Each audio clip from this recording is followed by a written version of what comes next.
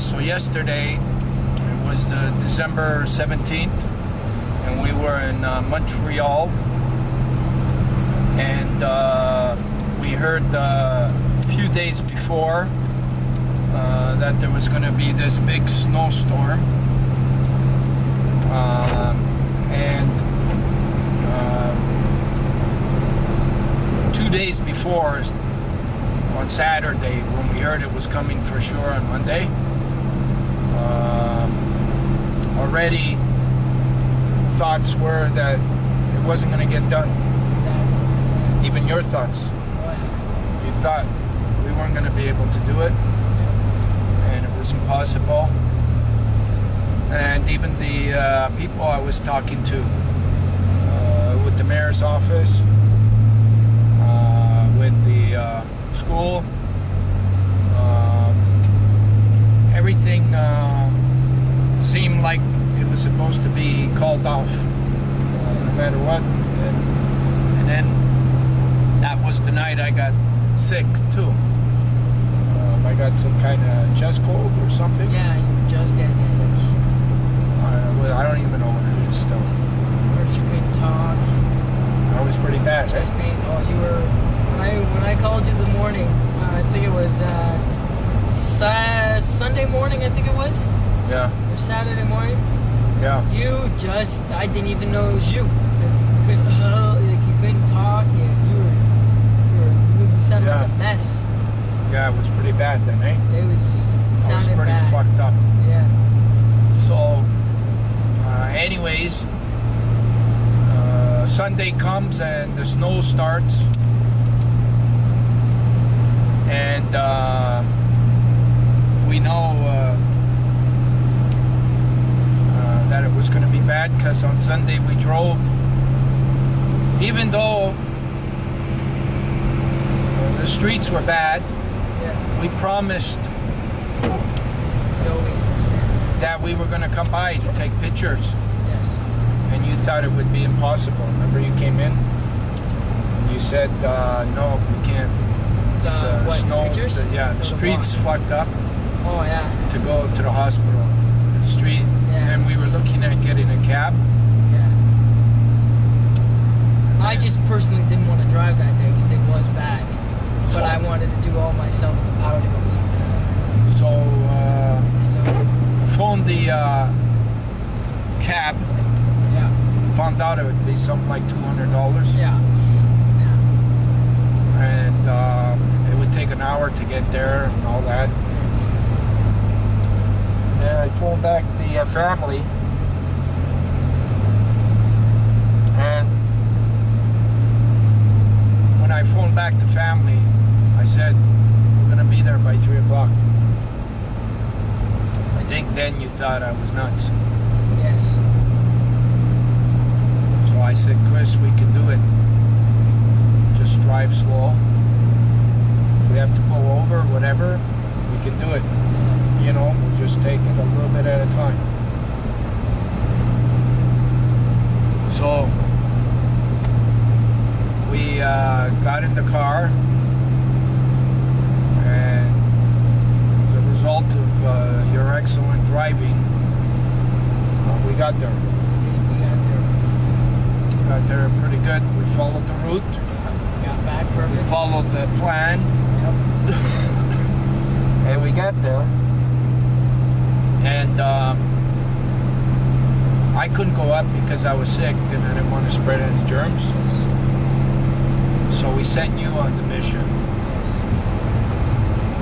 Did you think that was one of the biggest missions you ever had? I thought I could handle it perfect. Just me being, in the hospital most of my life. And, I know how the families feel. I know how, everyone feels like that. So I felt comfortable going up there and talking to them, personally, face to face. And it was a challenge in a way because I've never actually done that before. Talked to families like that in that kind of situation. But it felt good. I felt really good when I went up there and talked to them personally. She blew me away. Zoe blew me right away. Yeah. just the way she acted, the way she looked, it was amazing, but it was sad at the same time. I just don't know how to express it, because someone at that age waiting for her, and it's been 3 months now since basically we've been on the road, and she hasn't received anything. She's been dead. She almost passed away a couple times, and I don't like seeing that happen, especially at that age. And her name, actually Zoe's name, is actually in English life. And that's what the family said to me, that Zoe's name is life for a reason. She wants to live. Yeah. And that just blew me right away. She looked like a fighter to you? She looked like a big fighter. She looked like me when I was younger. Yeah? If I knew what I looked like. You could see it, feel it in her? Oh yeah, I could feel it. She's a fighter. Yeah, she wanted to be there. Yeah. She has a reason in life. She wasn't letting the disease win. No, that's what I told him too. I told him, if you're down and the disease is going to take over and win, but the way she looks right now, she's going to win. So you took some beautiful pictures? Oh, she was adorable on that Torch Church. Catherine and Marco? Yep. The mother and the father? Yeah, Marco. And, it was a great moment. So, yeah, and then you came down and I showed you the pages I ripped off. Yeah. I have to be honest about things. Yeah. I needed those pages to get the media. Definitely. There's a lot of media right there. Yeah. So, anyways, we headed home, and I was talking to you that no matter what, we were going to go on the road tomorrow, on the Monday, yesterday, 17, Yeah. right? Yeah. No matter what. We could say no matter what, we're going to do it. So we were planning to go to the school and just start walking. Even if it had to be just me and you arriving with the torch. And I was still sick. I was getting there. And you were wasn't starting. sick, but I felt it. Today I feel alright. Last night I was a mess. So there we were that night, psyching up for the next morning. Yeah. So the next morning comes, and you go downstairs, start the car, because you had to go get your card or something from SO. Oh yeah. And the car wouldn't start. No, not even. Wouldn't even click. Wouldn't even click. Wouldn't even click. So you came upstairs, the car won't start, the car won't start. And then again, you thought you found the way out, I guess. Tried to. Yeah. And every time something would come, it seemed like, we got rescued. Yeah. We don't have to go through this Not to do insanity. this walk or anything. He's asleep. So you thought maybe George, he has to give in to this. Yeah, I tried. No matter what. Like the car won't start. You have to call it a day. Yeah. So, what did I say? I said,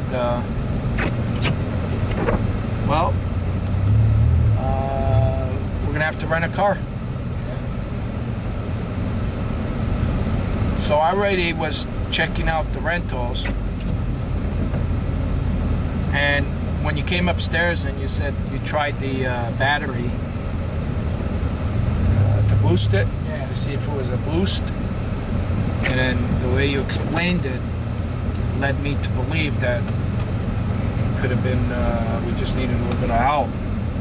So I already phoned the car rental, because no matter what, we were doing it. I was going to give in to that. Yeah. And that's how it started out. That one thing after another, now all of a sudden the car. Like already we got the snow against us, I'm sick. Yeah.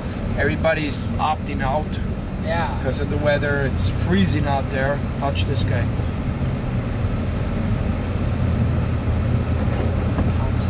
You weren't paying attention. No, 'Cause there I was no more going road. perfectly fine. There's no more road. Behind me. You gotta pay attention. I know you got, but this is an art. That's why I set up the camera like this.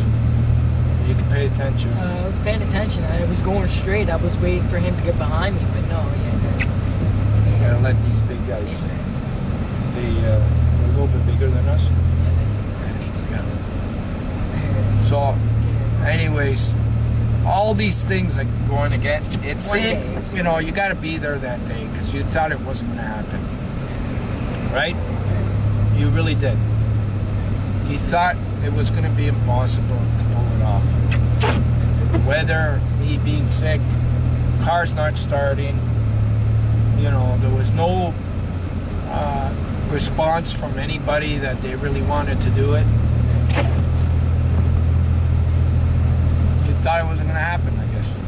That was a weird day for us. So,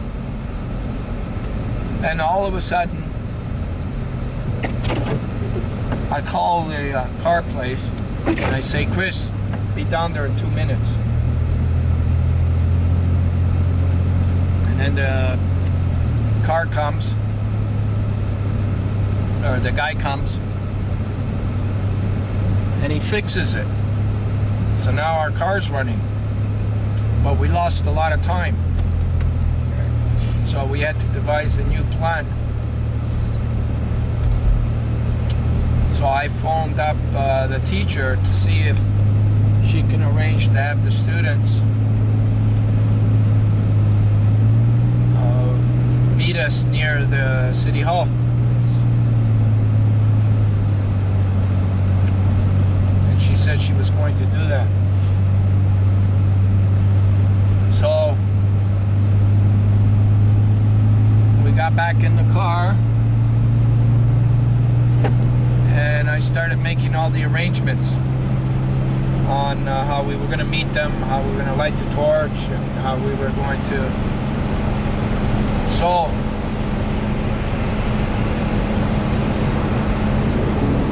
we didn't think they were going to show up, Kris. No, we were waiting there for a while. Then all of a sudden we meet the teacher. Yeah, just out of nowhere. Out of nowhere. And then she's looking, she's there, but the kids aren't there. Yeah. Students aren't there. And she's going crazy looking everywhere. Yeah. And I'm getting phone calls from the media, from the mayor, you know, when are you guys, you know, what's up, you know? Yeah. And she can't find the kids. So we got to prepare. We had to have plan A, plan B, plan C, plan D prepared. Basically. And Parking arrangements and yeah. It was just not pretty. Yeah, that was the worst in my part. First we had it scheduled because I was in media, blah blah blah. And then I couldn't even find the place where I had to park. So I just went to a random parking lot in the building and parked there. Then forgot the torch fluid. So I had to run back down a couple blocks, get the torch fluid. Then I had to run back, get something else. Then I had to run back and get some... I knew you were going to forget the torch fluid for some reason. I know. Because when I was pouring it in the thing, I was saying, Kris, don't forget this. That's why we were filling it. I go grab the bottle, so it's going to run out. But I knew you something, because I knew you were going to have difficulty Well, I finding thought, like, when I was coming out, I grabbed the whole laptop and everything, and I was like, torch fluid, should I bring it or no? I was like, no, they don't need it, Buzz. Closed the door and just took off. I was like, forget about it. And bad on my part, you know. Damn it. Torch fluid. But when I got parked and everything, I walked up to the building. You weren't there yet. Everyone was looking for you, like all the media, all the TV, paper. Even the mayor was out there for a while. And I didn't even have to say anything. The mayor's like, Kris Knowles, is that you? I'm like, oh, yeah, that's me, hello.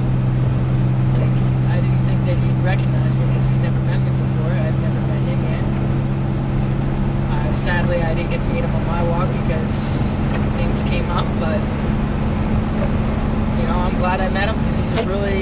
nice guy. That's it. Okay, let's get back to, Yes. because you gave up on all that. Like, you thought it wasn't going to happen.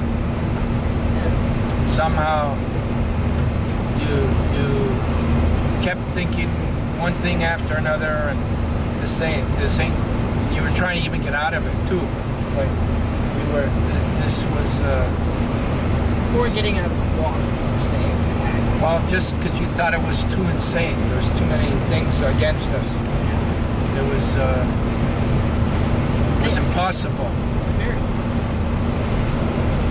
At the time, it was very impossible. So then when you arrived there and you seen all that media, and you seen the mayor. Did you see it on TV last night? Yeah. You did. And you thought, and you, it would have been so easy, or it would have been, like how many, that was almost like impossible to do. And yes. Yes, at the time it felt very impossible.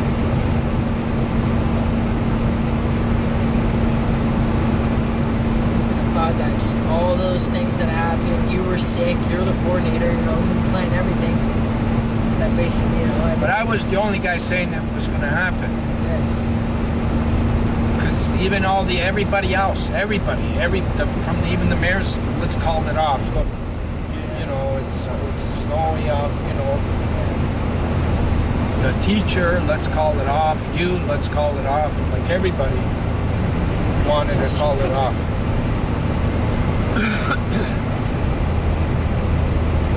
So,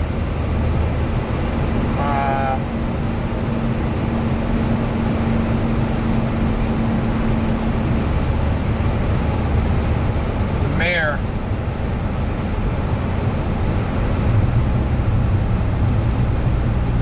knew what we were up against, I think. Because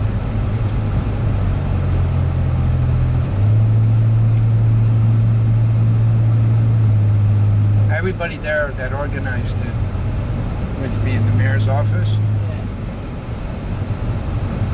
knew what I was going through each minute.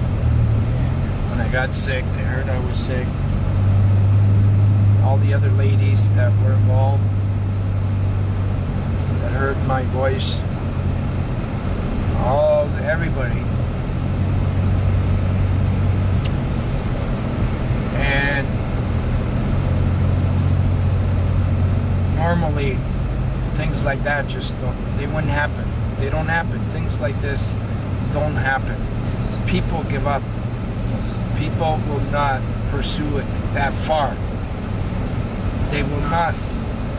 If you were in our situation on Sunday, they would have canceled it. And Monday morning? Nobody would have pursued it that far. Everyone would have canceled it. Everybody. I can't think of anybody that would have pursued that. If I was on my own family, I would have canceled it. I would have planned it another day. So what came out of it was that it turned out beautiful. It was hard for both of us, but it was beautiful. We had to do it because of Zoe. That was it. And that's why we tried our hardest that whole day. We didn't stop fighting. Right? Yeah. Well, my hands were frozen by the time I got there. I know.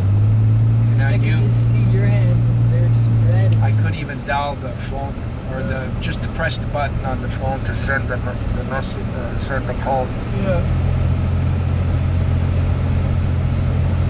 And I knew I was going to take a beating, because I knew I was going to pay for it after.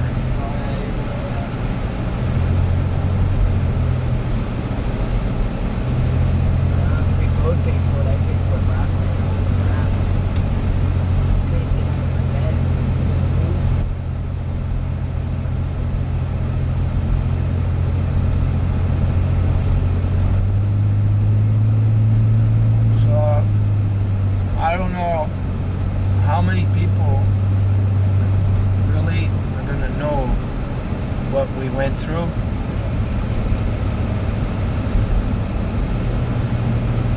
and how much times I gotta fight that, because everybody keeps telling me you can't do it, or no, or they, you know, I got, most of the time I don't have somebody with me saying, yeah, we can do it, we can do it. I don't. It's the opposite. It's like, no, fuck, you can't, what are you talking, you're crazy. You know, that's how it is most of the time. That's so true.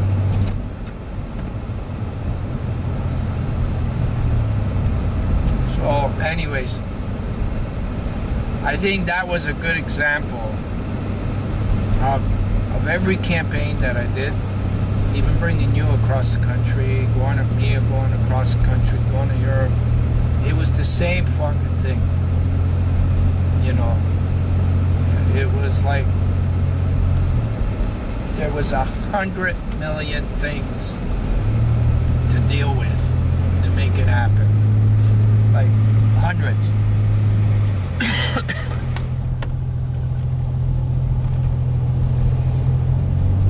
And yesterday was a prime example. You know, some days during this campaign, it was pretty routine. Like every day was hard, no matter what. But some days, Some days went by like smooth, like well, it was butter and jam. routine. Like, you know, everything was good. You know. Yeah. Fill the torch, go bring the torch, light the torch, run Yeah. with the torch, walk with the torch. Yeah. Do that, do this. There was some days when we said, "Oh fuck, everything went smooth today." Unbelievable. Yeah, it's like. Some days are like, how the hell did we get past that day? Yeah. Monday was one of them. Monday was the worst, The worst. and it was the last day. Yeah. So there has to be meaning behind that. Yeah, like we wanted this day to be perfect, big, huge, everyone coming, all the Torch Champions, everything. And just because of the weather and everything, it just made us struggle to get our asses out of bed and out the door. That's, in a way, it wasn't good, but we did it. We did it beautifully, that no one else could ever do better in this situation, in this snowy and weather conditions. But if you were on your own, you would have given up on that. More than likely, yeah. Probably. Yeah, be honest. I probably would have You walked wanted- around the block once and then said, that's No, you wanted to opt out right from the beginning, even That's when it. you heard it was snowing. it. Oh, You didn't that was the wanna go. driving, yeah. No, never. It wouldn't have probably happened. Oh, not. We in Toronto? I mean, are we in Toronto? Are we in Ontario? No. In Ontario? It's at 401.2 kilometers. If I should get over that. But you hanged in there. You trusted something. Or you trust in my insanity, I guess. Or something, I don't know. But Faith and trust in, you know. well, you could have just said, forget about it. I'm not, you know. Like a lot of people would have done that. Well, yeah, that, and then you. They open would my have eyes not. and you- I would have had to do it alone Yeah. because I ended up doing alone a lot of times. But, No, I never. so somehow you hanged in there, or you trusted something. Even every time I kept saying something like, "No, don't worry," you would get upset. You know. But doesn't mean that you were not gonna still do it. Just you weren't happy that I was, you know, that we were still going ahead with it. Yeah. But you trusted something. Welcome to Ontario.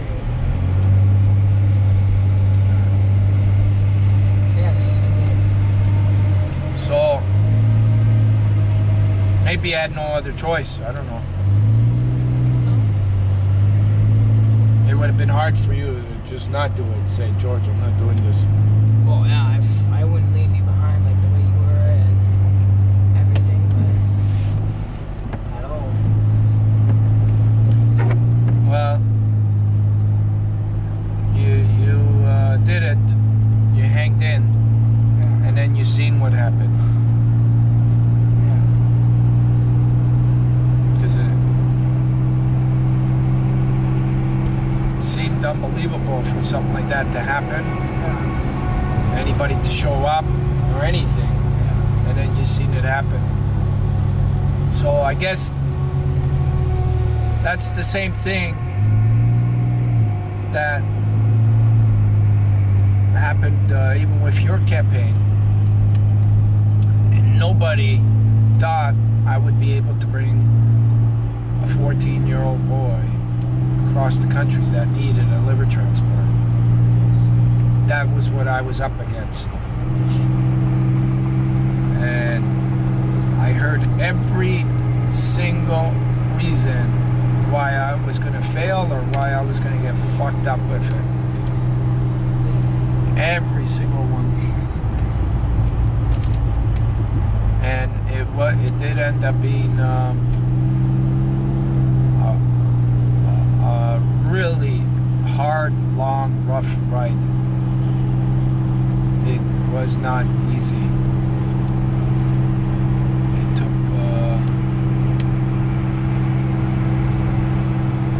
It took a lot. It took I almost lost my friendship with Billy over it. I lost the friendship with Elaine, or some, you know. Yeah, it's like, and my family was all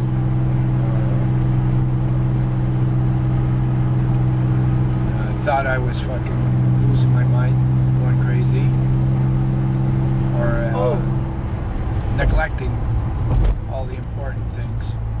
This guy spun out and hit the... So, I guess knowing that I got you through your campaign, part of that, you believed that I'd be able to pull it off on Monday.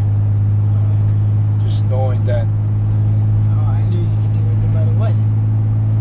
You'd do it if it was hailing and thunderstorming at the same time. So,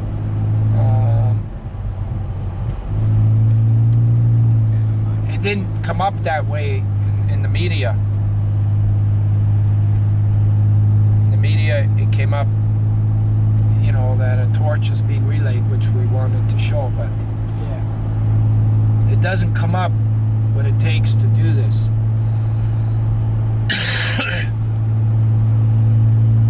You know, what you got to go through? That doesn't come up. Friendships I gotta lose, or that get fucked because of this. Family that feels like I'm abandoning them or neglecting them and should be concentrating more on them than others. And the government hates me because I keep calling them on.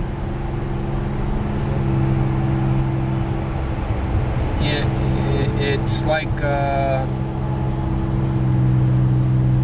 and other foundations. And other foundations that either take the credit or are bad-mouthing me. Yes, exactly. One of the two. Yeah. Like, why would somebody fucking keep doing this? You know?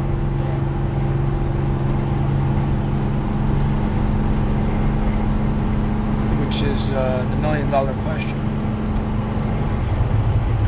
But you've got the million-dollar answer.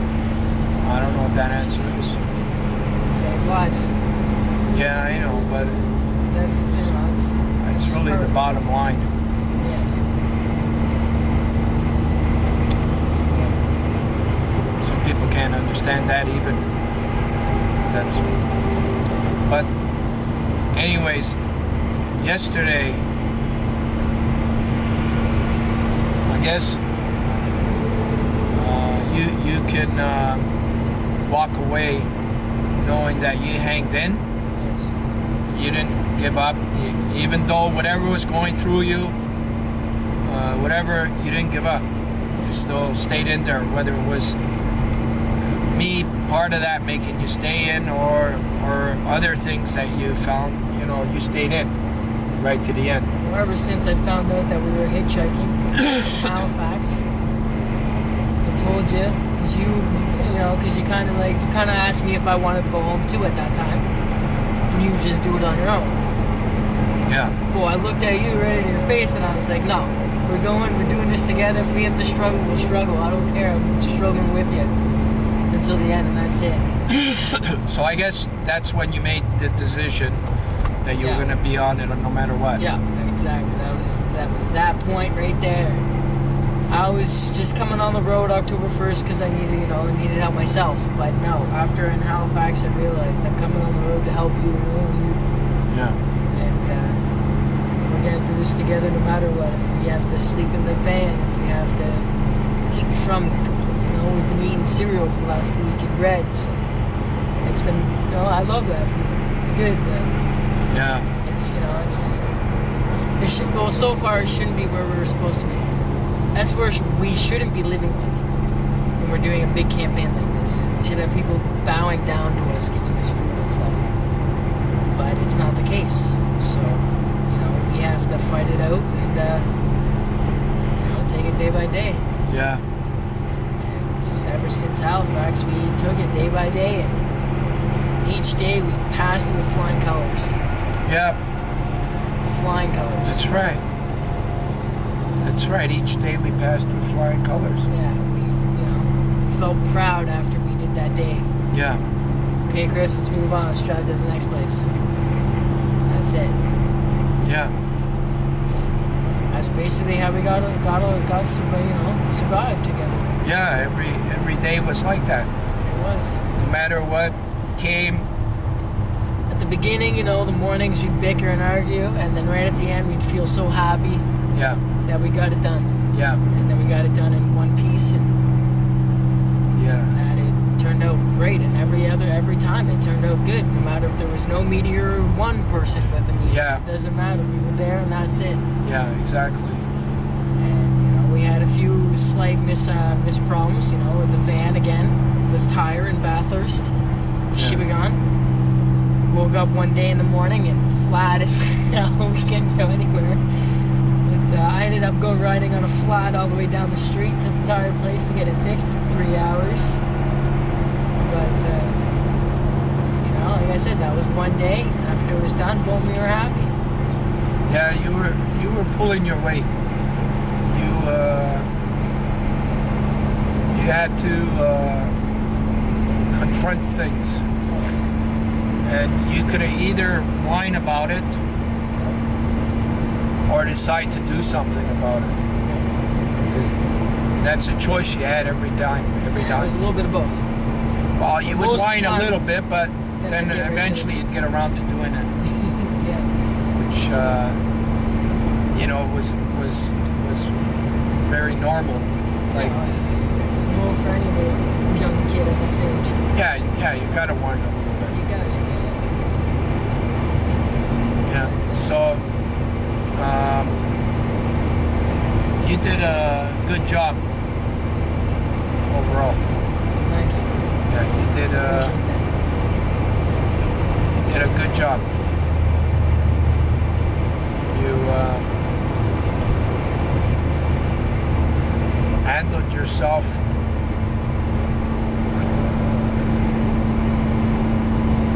very good. Times when you had to be professional, you did that. You were learning to deal with the spotlight being on the kids and to be a real mentor. To encourage them. At the beginning it was a little, because you came, it was hard because people won't understand this unless they've been in your shoes.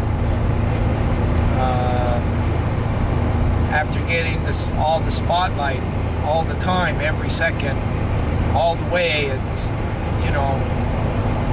to see the spotlight on somebody else and encourage it when you know it could be on you is very hard. And there's nobody in the world that's going to tell me that that's not hard to deal with, you know. So that was one of the main things that you dealt with good, you know. It was hard at the beginning, but you understood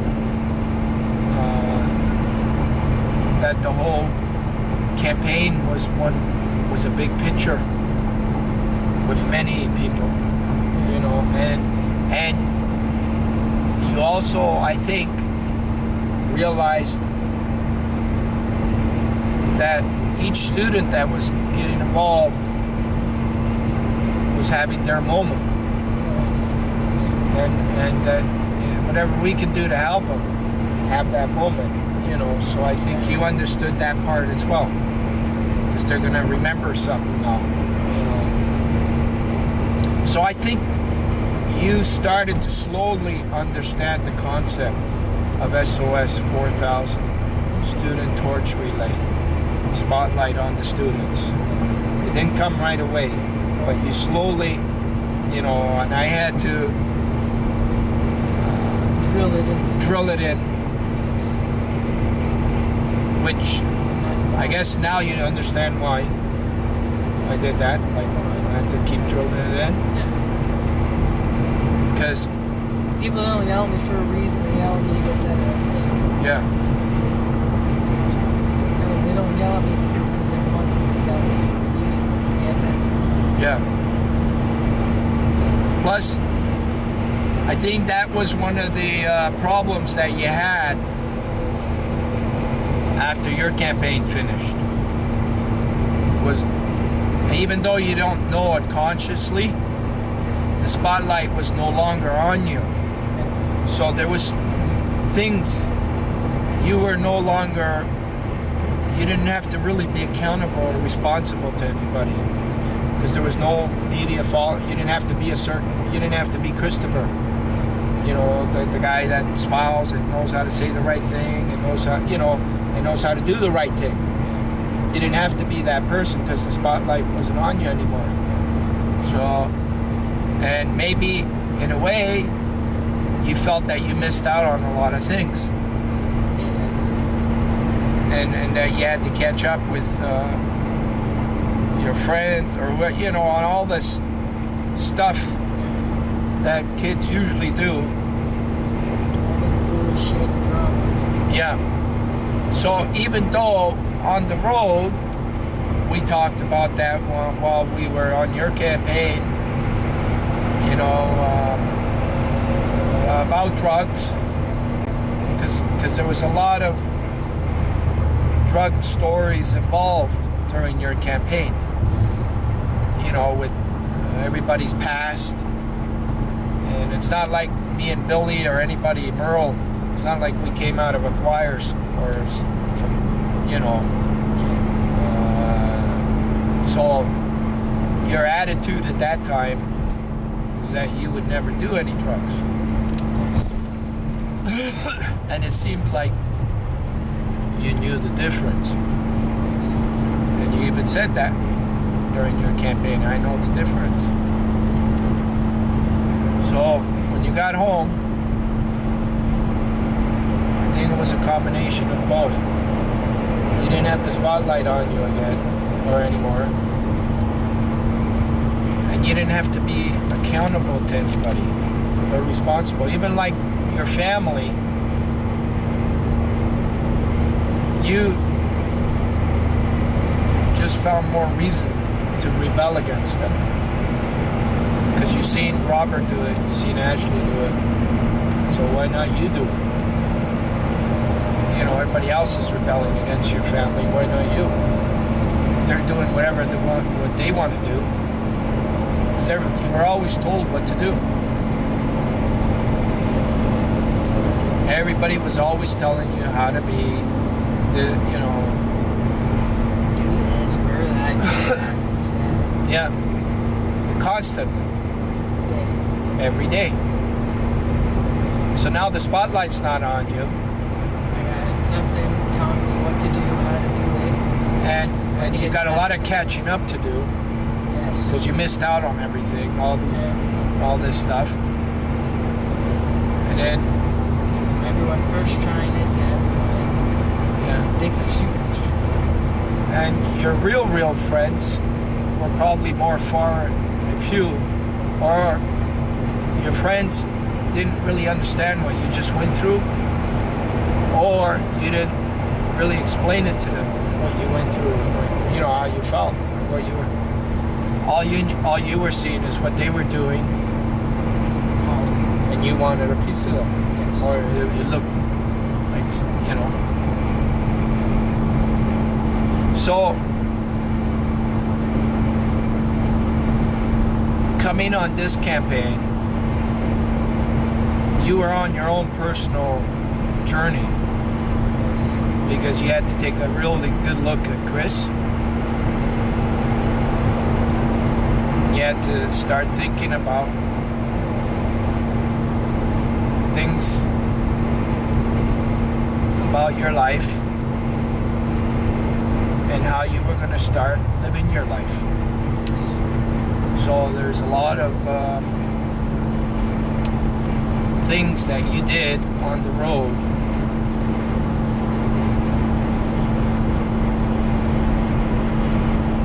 to deal with all those things that you're going to have to do when you get back to Sarnia. I told you at the beginning that forget about Sarnia, forget about everything. The most important thing is the road. Remember I said that? Just the only thing in your mind is getting from St. John's to Montreal and the road. Don't focus on anything else. So as a result of putting your mind and your energies on something that was positive again, made you realize how you can possibly deal with your problems.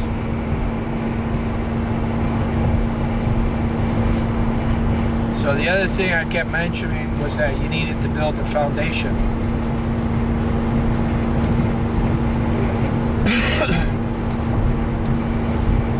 And the most important thing about the foundation is being responsible to yourself. So that means whatever that you had to do, all these things that we have to do, whether it's with school or work and all the things that you don't and that you're not supposed to do. That's building your foundation, knowing the two things. So knowing that you have to be responsible to yourself every day. And every day you got to try and make the right choice. You're building a foundation. And then you could become responsible by finishing school and start looking at things that you want to get into. So that's being responsible to yourself and your family. You know, whatever, even it gets probably very difficult, just like it does with my family. I'm arguing with them all the time. You've seen it. You're no different. Your family's no different. Every family, not everyone, but almost all of them's got the same situation. So you have to find a way to deal with it. And because you're becoming responsible, and then you see things, you could start making more responsible choices, whatever it's going to be. Because of what you just did here, you could do anything. As long as you're responsible and you know the difference, not to engage in any of those things. So it's you're gonna hear all this because this is gonna be on tape. And when you get back, you don't know. We don't know what's gonna happen. So if 2 months down the road, I'm hearing that you're back in it, that you're, doing this and the other, it's going to be because you didn't practice what you learned. And you know where all the signs are now. You know that I'm friends with a lot of people that are doing good things and bad things. But I know the difference to keep away from the ones that are doing bad things. I know how not to get involved in to feed into their stuff. So that's going to be one of your biggest problems, is knowing how to do that. And knowing that you might have to make new friends that'll be good for you.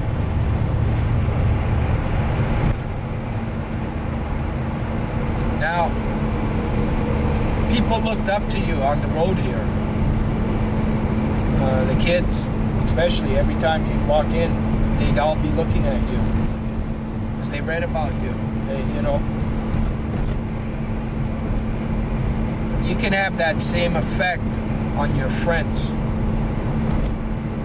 because you got that leadership quality. It's just, you gotta, when something's wrong, you gotta say it. When you know something's not right, if somebody's doing something that's not right, you gotta say it. You're a leader. You don't have to go along with things just, if you're a real friend to somebody, you're gonna help them, not encourage them, or so that's gonna be hard. That's gonna be hard for you to. Actually, just you saying that, I've actually done that to one friend of mine. That's it.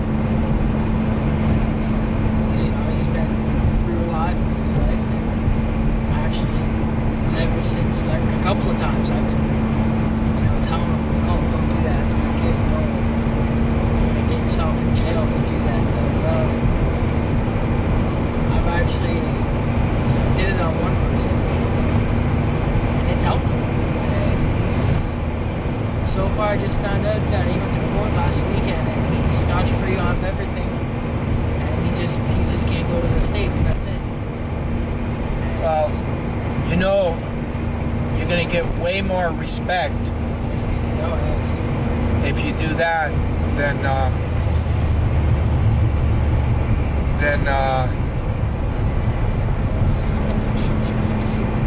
you're gonna get way more respect if you do things like that than say, I'm gonna punch this guy out.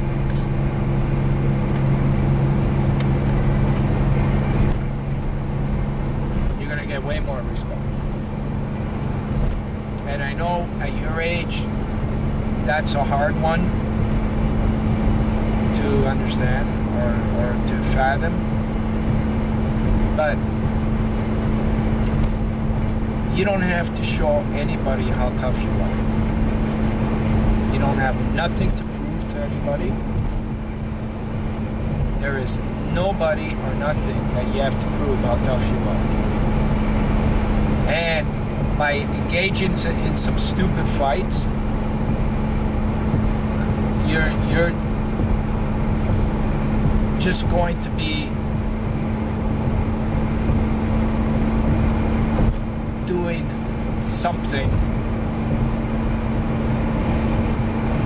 that won't be good for you, because A, you can engage in a fight and come out the winner,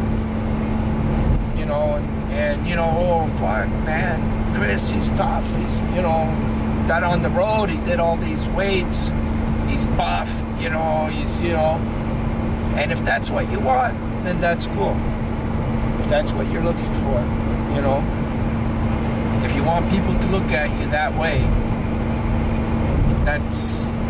you can go after them, if that's what you really want.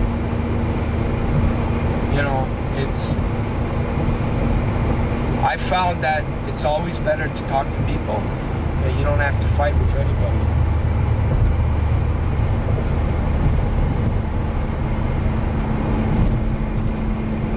And when you do that,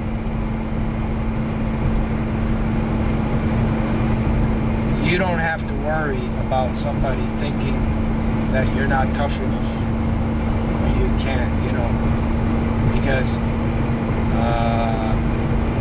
it's just like those organizations that do all that stuff to me.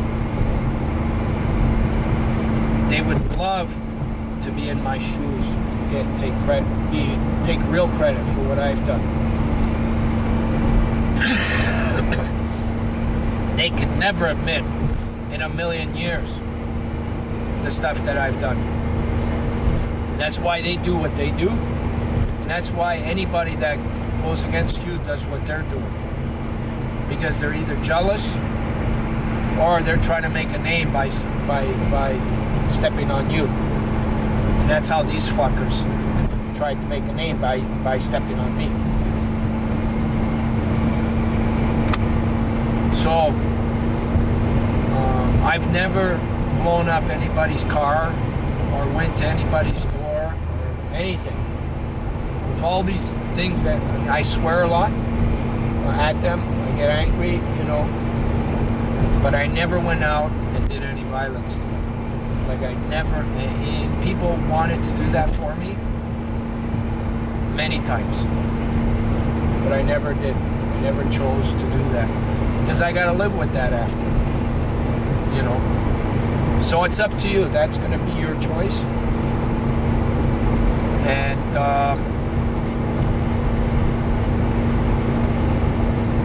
I think if that's going to be the biggest thing that you have on your mind, what things do you have to deal with? Like, who do you have to take care of? You're already going in the wrong direction. And then you can find, if you start, you really learn things out here,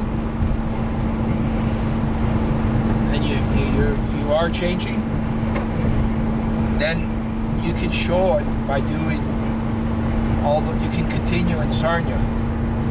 And that how you continue is you continue working on yourself. Every day you keep working on yourself. And know that you're going to need a group that are going to support Kris for his changes. That people that are going to give a shit about, really give a shit about it, to keep you. And you got people like that. So that's how you're going to keep going every day. And things will happen way better than what happened in the last 2 years.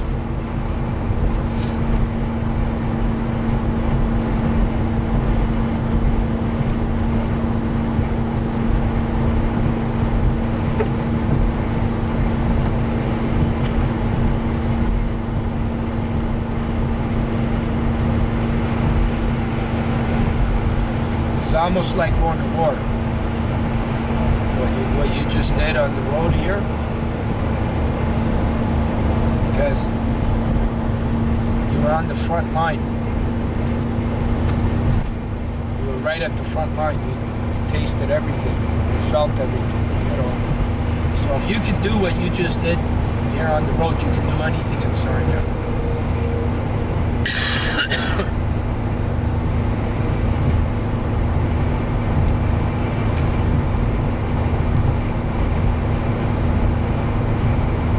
Each day you woke up, you knew you had to do certain things, and you put your mind to it, and you did them, You knew you had a few days slack, so you slept for fucking 3 days. Then fuck all, then whatever, you know. But now it's time for you to be responsible for yourself, because that's going to be another problem. In a way, you still needed somebody to tell you what to do. You got to develop that on your own. You got to have Kris tell Kris what to do. Somehow you got to find that. Because there's a lot you can do when you get back to Sarnia that are very positive things.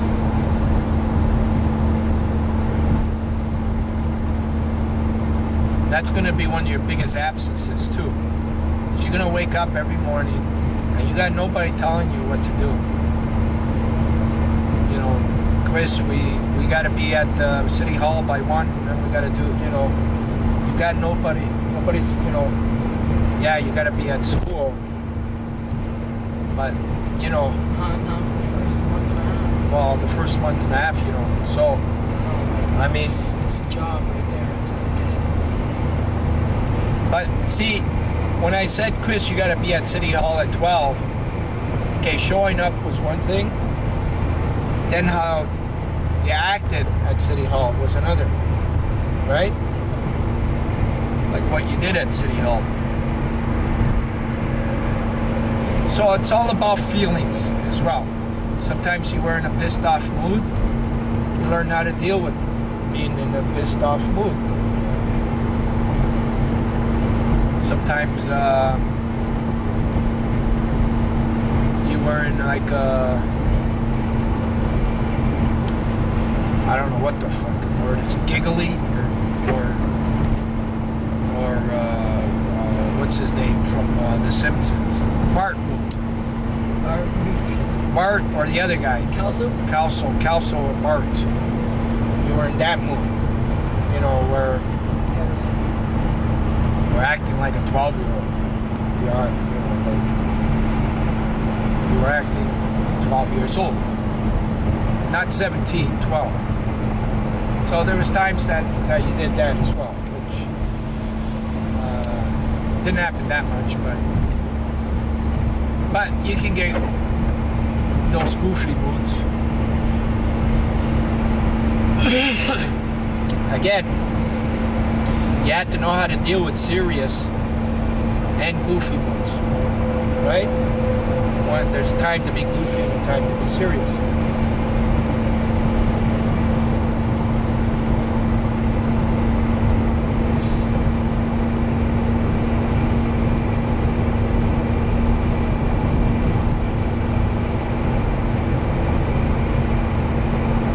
What I think you'd be good at is somebody that can organize a group in Sarnia to help people that are going into fucked upness, to pull them out, help them, steer them in the right direction.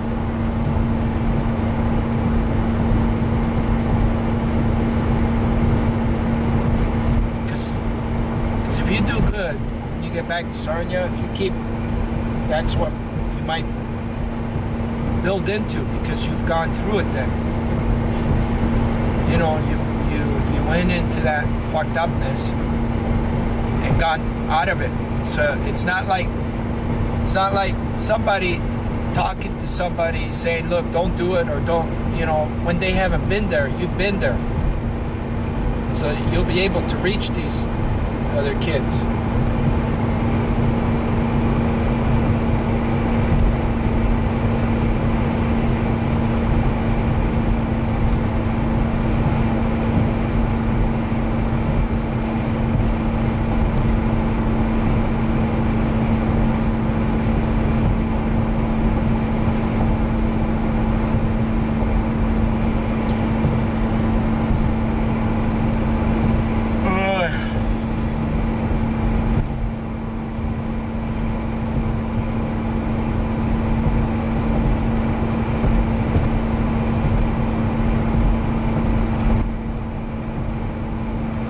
Some good kids that you met too, right? good students out there. All of them are really nice. Yeah. Some were shy that didn't talk as much, but the ones that did were just really nice people.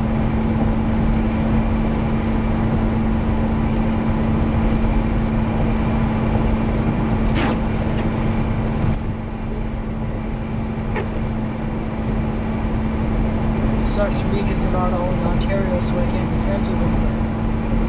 Yeah. Oh. I still talk to them. I'm still going to. I'm not gonna. Yeah. Yeah. It's gonna be different instead of just talking to both of them and that's it. It's been like that since the day when I left several people, but like today's Tansy's birthday. Oh, is it?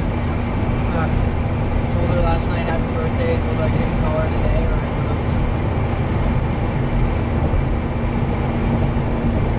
Yeah, it was funny. She's like, you better call me when you're on your way home. I will. And then last night I was like, I can't. I don't have phone cards. The guy stole mine from me. She's like, alright. Well, happy birthday anyways.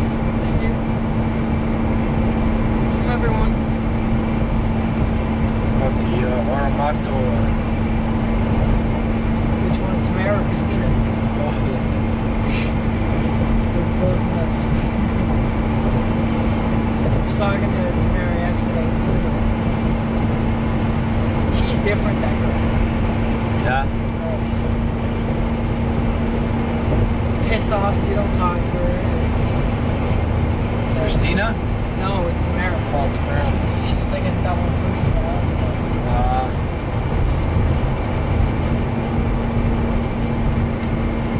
And she was pissed off because I know Christina in Bathurst and she wasn't there. And blah, blah, blah. Then she found out I kissed Christina, so she got pissed off even more. Yeah. Yeah. It's not my fault she came on to me.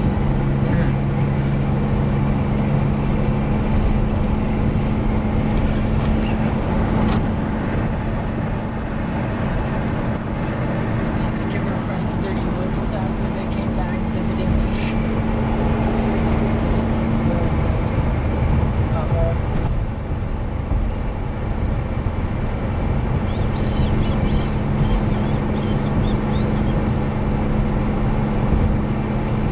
We're back in Ontario. Yeah. Well, that's part one of the interview. Okay. The next one you're going to be talking. I did all the talking. All right? Oh, I was probably my mother. Oh, here I am on the road. This is Here I am on the stage. Here I go, oh, laying stars. here I go. Hey, Hey. Yeah. George, I didn't see a sign. Yeah. out there Yeah. in the spotlight, going a million miles away. Belleville. Every ounce Yeah. of air. I want to go west 401, Try to fuckers. get away. Yeah, about 2 hours. Yeah. With Teddy? Which way do we go? We were gonna drop off the car. West is the other way. You gotta turn it around. Do we? Yeah. From the amplifiers ringing in your head. At the parking lot. Smoke the days Your last parking lot. cigarette, Yeah. remembering what she said. Oh, it's okay. We jump on the bus. Here I am Yeah. On the road again. Okay, I'll call you. Is that Billy? It's 6:45. Oh, okay. So I'll call you. Cause we gotta. we gotta unload all the stuff first at the house, and then I'll call you when we're on our way. No, he said the door's open. Yeah. Yeah.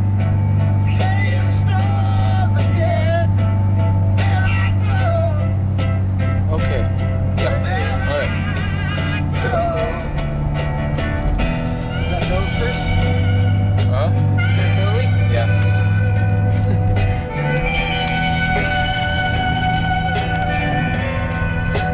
What's he saying?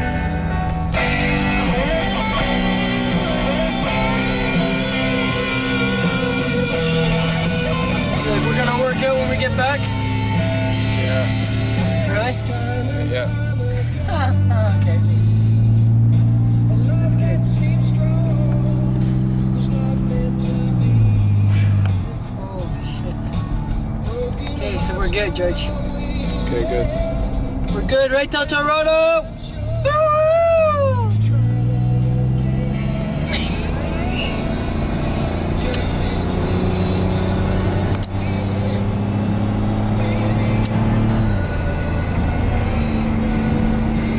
Hi, everyone.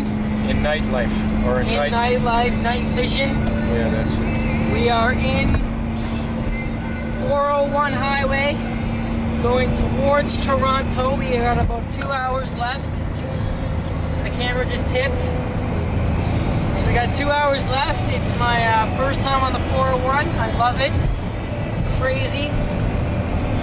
We just got gas. For a while there, I thought that we lost our gas cap. But we didn't, so we had to double check, so we stopped off a little bit, checked, and we're good. So now we're off to Toronto to head home, and then I'm gonna decide to stay the night and come tomorrow morning to Sarnia. Early morning. It's alright. Okay. So you can watch the road while you're talking, right? Well, you're gonna interview me now?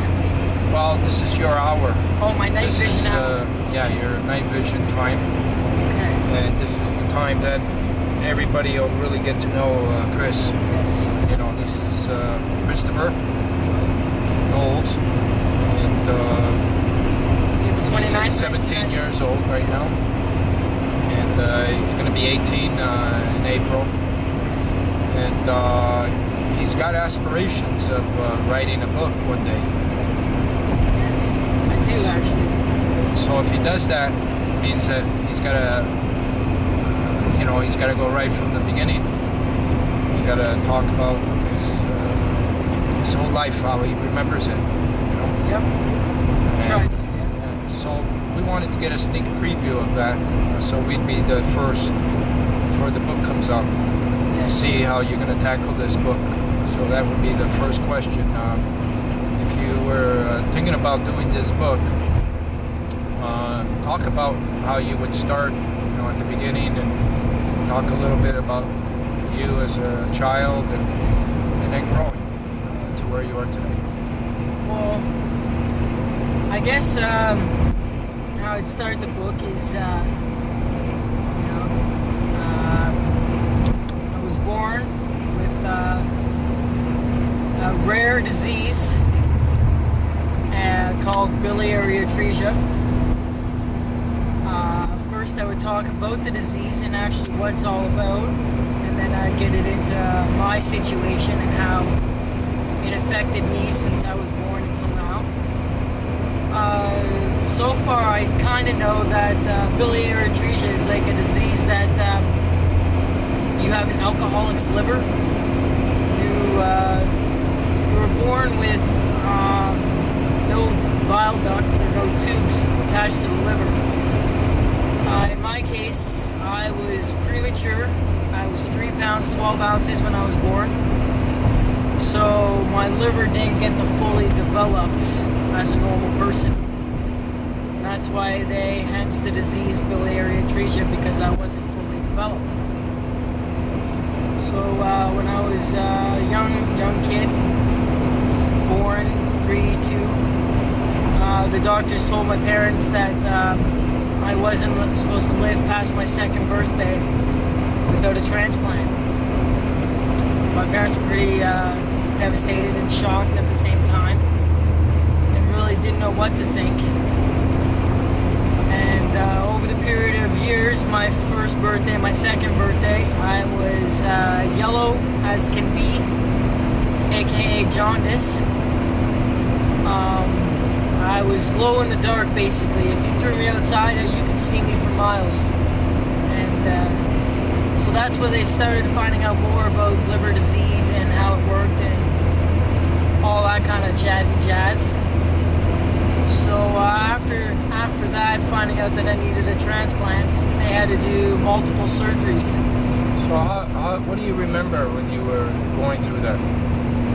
Well, when I was younger, I don't remember much besides of watching all the videos when I was younger, but it looked to me that my parents really had it hard. Like, my dad worked as a chemical tank cleaner, so he was busy all the time. I was living in London, where I was born and had all the surgeries, and where my doctor is. So my mom was staying there with me while my brother and sister were at home with my aunts and my uncles. And then my dad would come home after work, drive right to London, visit me for a couple hours, sleep for the night, wake up early in the morning, and drive back to Sarnia for work. So it was really, really hard on my parents, more than it was, I guess, on me, because I was younger. And as of that, like, I respect that my parents, took care of me a lot, because they're my parents, obviously, but they spent more time with me than they did with Robert and Ashley, my brother and sister. And I'm kind of realizing that now, that I should be thankful for my parents because of what they did when I was younger. And a couple years ago, or 2 years ago, I guess I wasn't thankful enough, and I didn't really care that they were my parents. So did Ashley and Robert have any problems? Like, when they were kids, or born, no, healthy? they were born healthy. Ashley was born more healthier, more smarter, and she had more talents and stuff. Like, she's an amazing artist. She's really. So they didn't have nothing to worry about them. No, it was actually more me and my brother. Me with disease and all the surgeries in hospital, and Robert with his mental and running away skills. Yeah, but not when he was young, though. Oh, yes. He was healthy when he was young. Well, healthy. I but mean, 2, 3, 4 years old. He's not running away at that age. Did you see? He wasn't in the hospital at that age, but he was desperately sick. Like, he got put on Ritalin and stuff like that. Like, he had a temper problem. He had, When he was young? Like, oh, yeah. 5, 6 years old? Yeah, he ran away from school in SK. Oh, really? And my dad came in, and the teachers and stuff thought that my dad beat my brother. So the 2 teachers and a principal took my brother into the bathroom and stripped him naked. Yeah. So he was kind of abused when he was younger by all his teachers and shit. So that kind of hit him hard when he was younger, and that's why he's still kind of the way he is today. Yeah. But I had it the most, I guess, with the hospital and everything, and with more parents focusing on me and stuff. But it wasn't. If I was my parents, I wouldn't want to be my parents because of what they had to go through. So when did you start realizing that you were sick, or if you were different, or? I knew since I was younger. I was I think around 6 or 7, one of those ages. I got into the Liver Foundation in Sarnia, and there was a few people that were very, very close to me. One girl, his name's Audrey. She was waiting for a liver transplant. She had cancer of the liver. And the doctors told her that they will not give her a transplant because of the cancer. And basically she had to die. And about 4 years ago she passed away. Or or not 4 years ago, sorry, but like 6 years ago, 6 or 5 years ago, just after you came to Sarnia. And so I've been with the Liver Foundation since I was younger, so I knew that I had this disease, and I knew that I had a problem, but I guess I didn't know more about it until I was older. I guess, like, what more with the disease. All I knew is I needed a liver. That was it. I didn't know about, and I guess I knew about biliary atresia. I just knew how to say it. I just didn't know what it was. And I guess as I got older, I started looking more into it. Like, what is this disease? Like, how did it happen? Like, things like that. And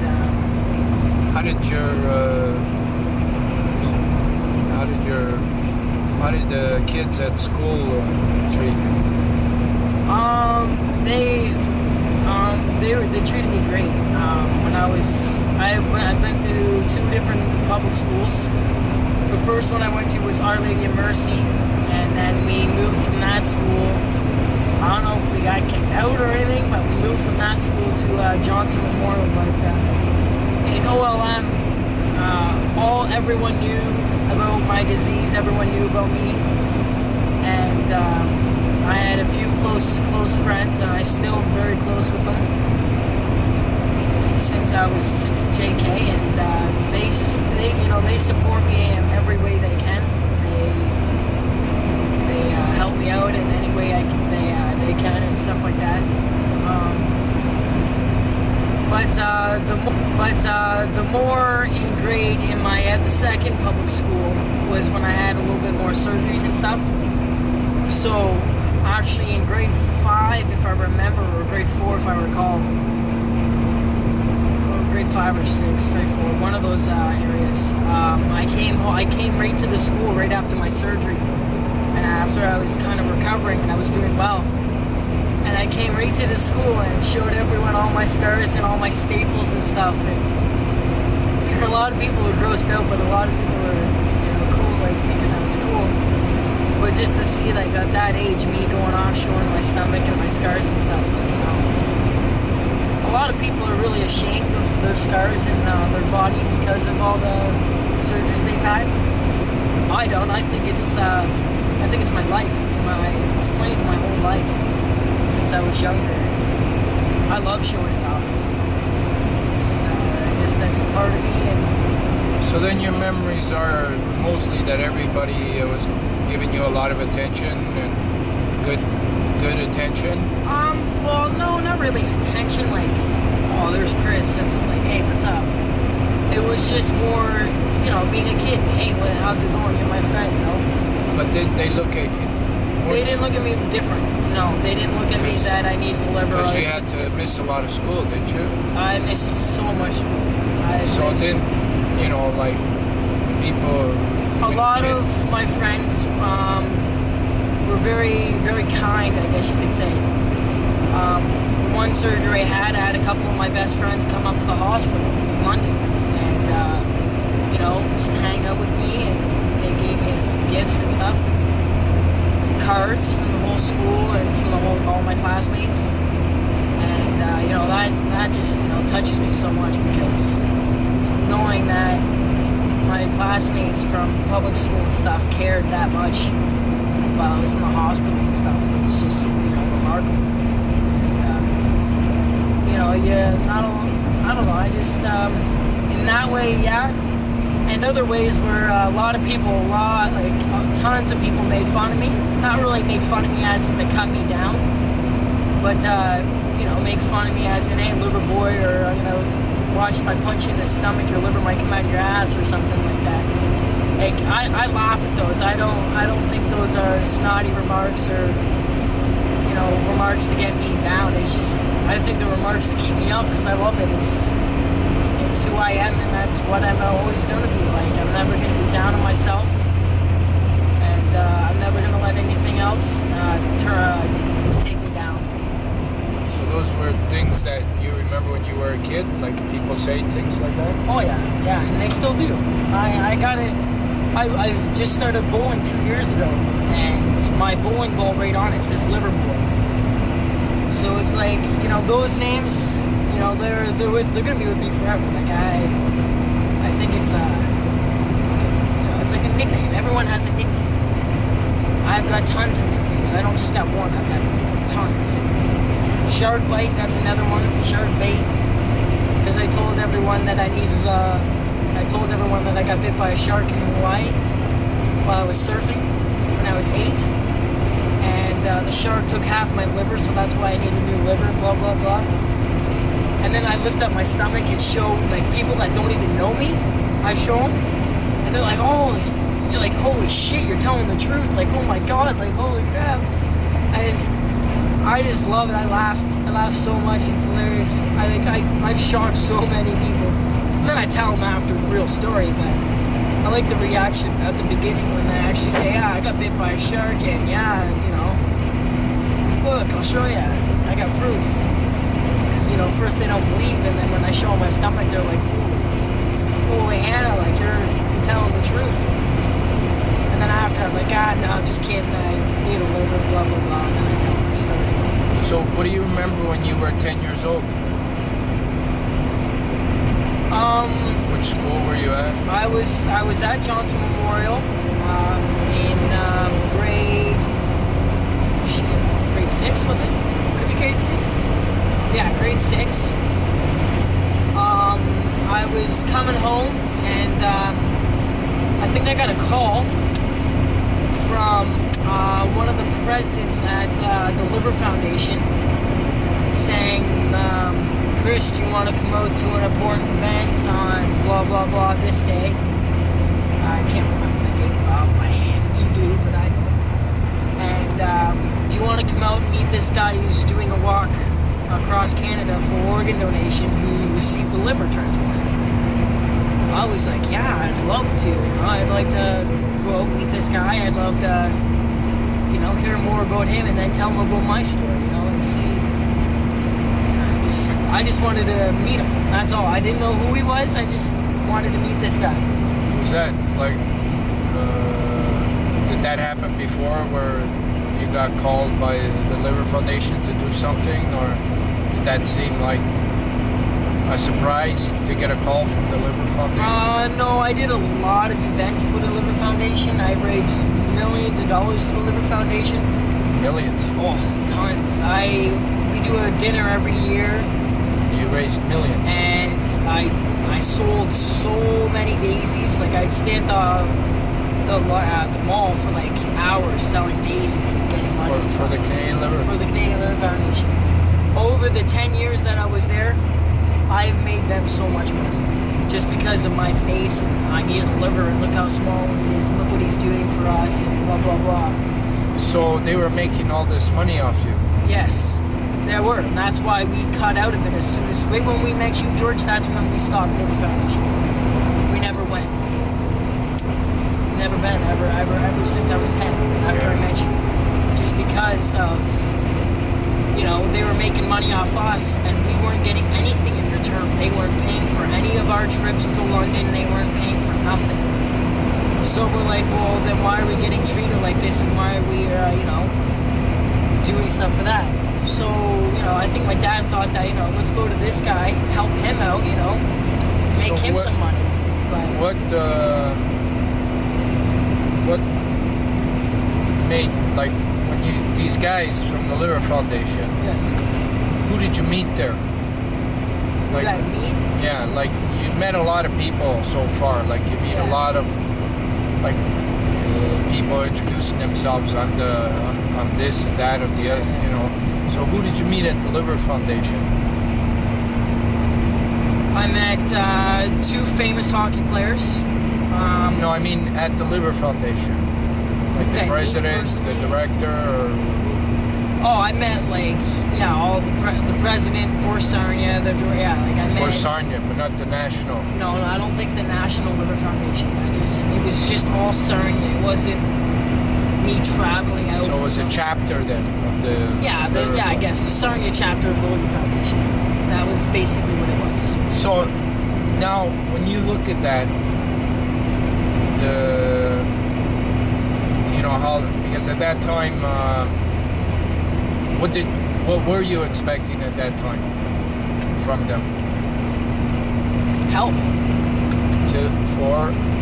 For our travels, for our expenses to London and back. well, what did you have to do? Like, what did they ask you to do? I did a lot of events for them. I helped out a lot. I was basically their poster boy. I was in the paper. Sarnia. Yeah, I was in the paper like every other week for it. We have tons and tons of articles on me being in the paper for the Liver Foundation, for me needing a liver and stuff like that. I basically gave them their name after I joined. For Sarnia. Yeah. So, when did you catch on that they were using you, or didn't you, or you didn't know that, or did you? Well, who caught on? I didn't until now, like till a while ago. But my dad was the main one that caught on. I knew that, like, what the hell, we're not getting shit out of this Liver Foundation, and we've been there for 10 years, and nothing's happened. We haven't got a dime from them. But you weren't out to make any money, right? Like, no, we didn't. We weren't out to make money. We were just out to. My parents did it all on their own. Every penny that they got basically went to our travels. What were you expecting them, like, to do for you? To pay for, like, our hospital. Did you ask for it? Yeah, we've asked so many times. To pay for the hospital trips, or? Yeah. Like, so we asked literally for that would have been like hundreds nothing. of dollars. Nothing. Not even. Nothing to them, at least. Nothing to So them. was there anything else that you were? No, we didn't. No, we weren't asking for big grant. We weren't asking for nothing. We were just asking, can you please help us out while we're, traveling truck? Can you give us a couple $100 while my son's going into surgery next week? Blah blah blah. And not a dime. Not that I You know were of. in contact just with one person there, or a couple of people? With most of the presidents, a couple people waiting, a couple people that received. But yeah, I was in contact with basically most of all of who owned the Liver Foundation of Sarnia. So when you see them today, how do you feel when you see them, or when you've seen them afterwards, after that? They kind of, vanished with me. A couple of the guys, like Ron Ranger, I don't know his last name, I forget. He was, I still see him, like I still, not see him, but I see him once in a while, like shopping or something, I'll say, hey, what's up? But if they ever ask me to go to one of their dinners again or their events, I haven't been. I won't go. So what does it tell you about them, or when somebody introduces themselves from, like, another organization, or like? Well, they're like how we're doing it. We're doing it for awareness. We're doing it to save people's lives. Their way of doing it is advertising money, advertising organ donation. That's it. Like, well, not advertising organ donation, advertising Liver Foundation or Kidney Foundation, wherever their company or organization is. They're more of give me money and that's it. We'll do something. Give me money. But So have you seen, like, any real people in there? Like, is anybody real? Real? Yeah, real. Like, anybody that was really doing anything?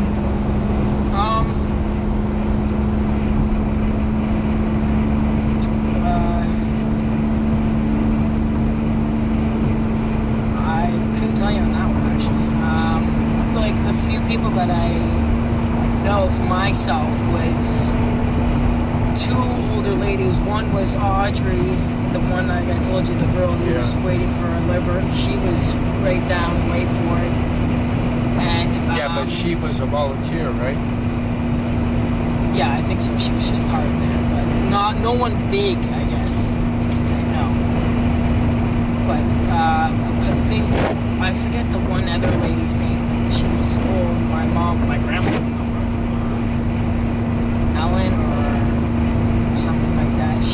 really. She was one of the helpers too. Really nice. She's really like a really good lady now. I just met her a couple months ago before I came on the walk. Sadly, her sister passed away, so we went up and we saw her for the first time since we've been in the Love Foundation. And she looked at me and was like, "Oh my God!" And she was amazed on how good I was doing and stuff like that. So there was a few nice people there, Yeah, but a few, not as many as there should be. I guess you could but say. Out of when all. you, with what you know now, Yes. and looking back at what they were doing, was anybody really doing anything? Like with the amount of money they had and the manpower, and now that you know more what's going on, like they were doing more for their own organization than they are for organ donation in general. so it was more just like Liver Foundation. setting up fundraisers and Yeah, basically fundraisers and events. That's it. Like not going around doing like motivational speaking and polished stuff like that. speeches Yeah, no. and all that. So Soda so far in Sarnia has been the biggest out of all of them. And I just got, like, last couple of years after my walk, I just started, doing more volunteer with them and stuff for Sarnia. It's the Sarnia Organ Donor Awareness. And every year they have a week of just pure organ donation. And they block off actually my street and they have a jazz festival. And all of it is organ donation, nothing else. And it's amazing because the one time when I was doing the walk, I actually got to go and be a speaker and talk to everyone there, and I did, and it was amazing. And what they're doing is they're doing awareness, but they are making money, but they're doing more awareness. So it's local awareness. It's For the Sarnia huge area. local awareness for Sarnia, and tons of people come out. A lot of volunteers come out. A lot of people come out and sell their stuff. Well, because it's it's more like street stores. Little booths set up, and you buy stuff and you have a good time and stuff like that. But there's a lot of awareness involved, and I think her name's Betty, the president there of Sarnia. She's just amazing. Like she's the one that organizes everything, and she's been doing a really good job. And every year it's getting bigger and bigger. And that's what we're trying to do. It's trying to make it awareness, so we're making it bigger. Like she's for herself, she's not into it for the money, but she's into it to make money. But she's more into it to make awareness. And it's in a way that's good.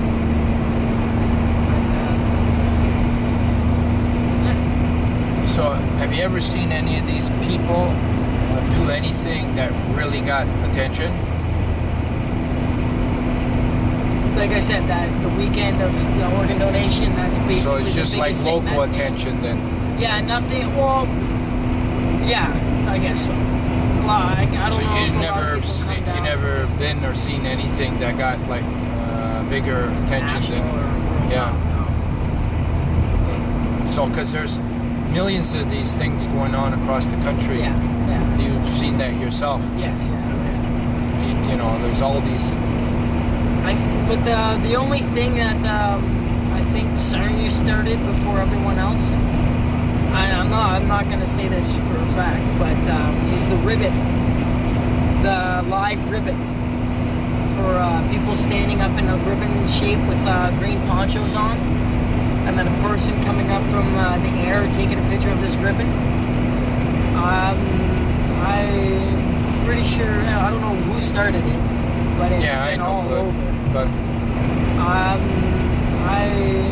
pretty sure, I don't know who started it, but it's been all over. But like nobody knew that was happening across the country. No, it's getting bigger. No, So the there's live nothing really that grabbed national attention, like nothing that you've seen during that time. No. So you're 10 years old, Yes. Okay, yeah, back to that. and so now you know a little bit about how these things work, and that you were somewhat being used for your part in doing some things, and We were trying, basically that, when we were finding that out, me and my dad, well, my dad mainly, was trying to get out of Liver Foundation and go to a different organization, because we still want to be a part of an organization, and, you know, we want to make awareness. That's what my dad and I are blood to do, you know, we're supposed to make aware. So when you were 10 years old and you heard about... You were the best person. what did you know about that? Like what... I didn't know much until I got there. All I knew is a guy was walking across Canada for organ donation. He needed a liver. So the Liver Foundation invited me to go meet him. And that was it. And until I got there... So you didn't know anything about before that? Nope. What we did with Premier Harris, or all those other things? Nope, I didn't You know didn't know all that? I didn't even know about you. That's the thing. I didn't know about you until they said... Well, you were young, so... Yeah, so I was really... But so you didn't know what you were getting into? Nothing, nope. I just knew I was going to meet this famous guy, and that's it. You know, hoping to get an autograph. So That's it. at 10 years old, Yes. when that day you seen the torch arriving, Yes. I did. That was and we a were... big day. Where were we? At the City Hall? Do you remember? Well, no, I saw you walking down Christina Street. I'm pretty sure. Yeah, it wasn't Front Street. It was Christina Street.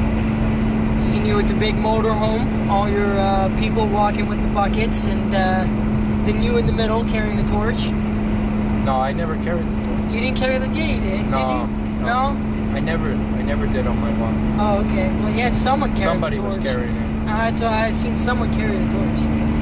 Could have been Caroline de Coco. Yeah, you sure? Yeah, she walked with me when I okay. was... Yeah. Oh, okay.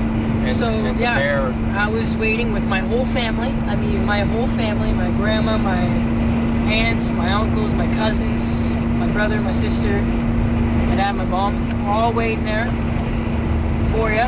We seen you walk in and all cheering and stuff. And I'm like, I don't even know this guy, yay. And then, while you were saying your speech and stuff, I think my grandma got in the newspaper, or her coat. She was all happy. I remember that right after the picture, and it came out. She's like, "Oh, look, my coat's in the paper." Yeah. I started laughing. I was like, "Oh god."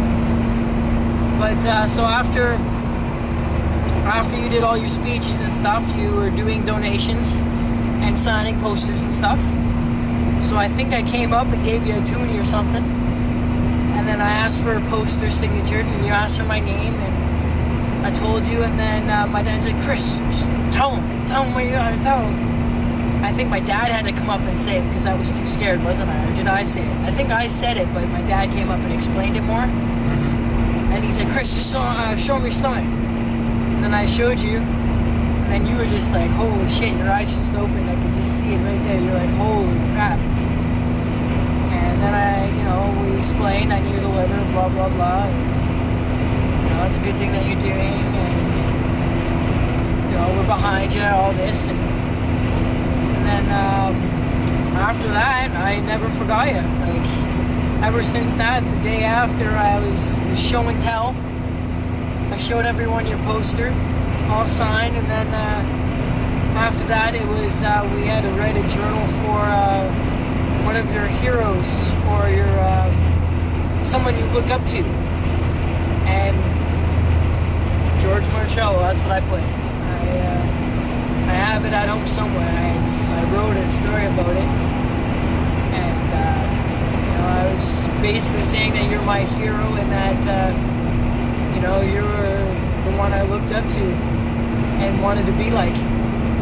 Do you remember hearing anything else after you seen me that day, like about the campaign or anything, like in the news? In the paper. I didn't see it on TV. I don't think I watched it on TV. I could have, but I don't remember. So then 2 years go by. Then yeah, I wasn't. I was keeping in When contact. did you know with that I was still on the road? Like when, or I don't know. because you weren't thinking every day where I was. No, or, no, I wasn't thinking where you were every day. I was just thinking that you were, my hero. I looked up to you. So then, when did you hear that I was still on the road or coming back? Who was it this time?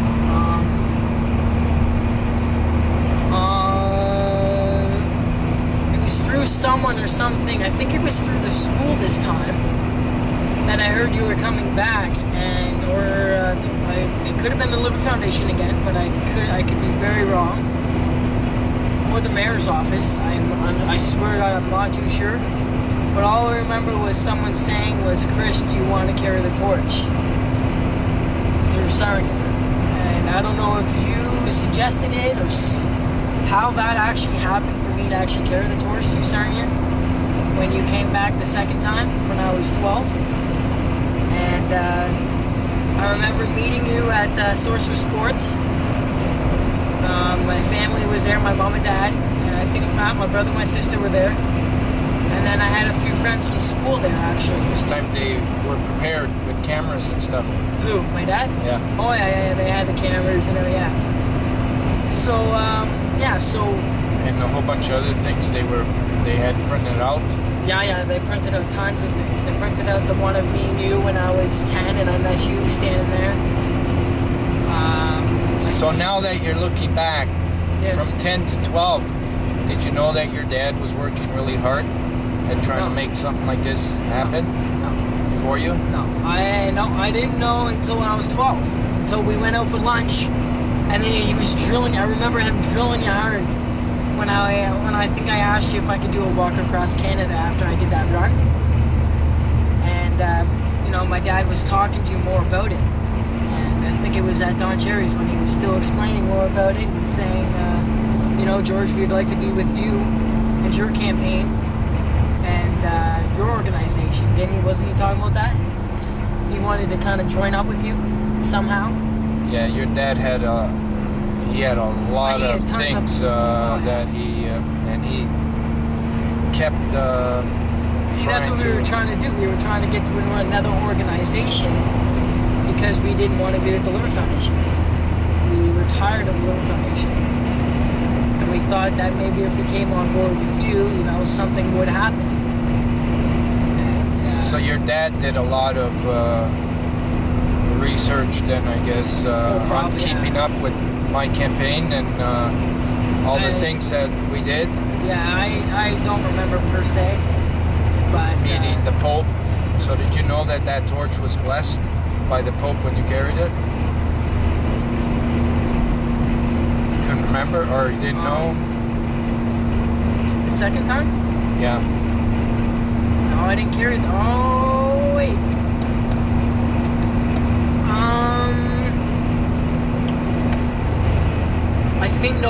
I think you did say it when I met you the second time.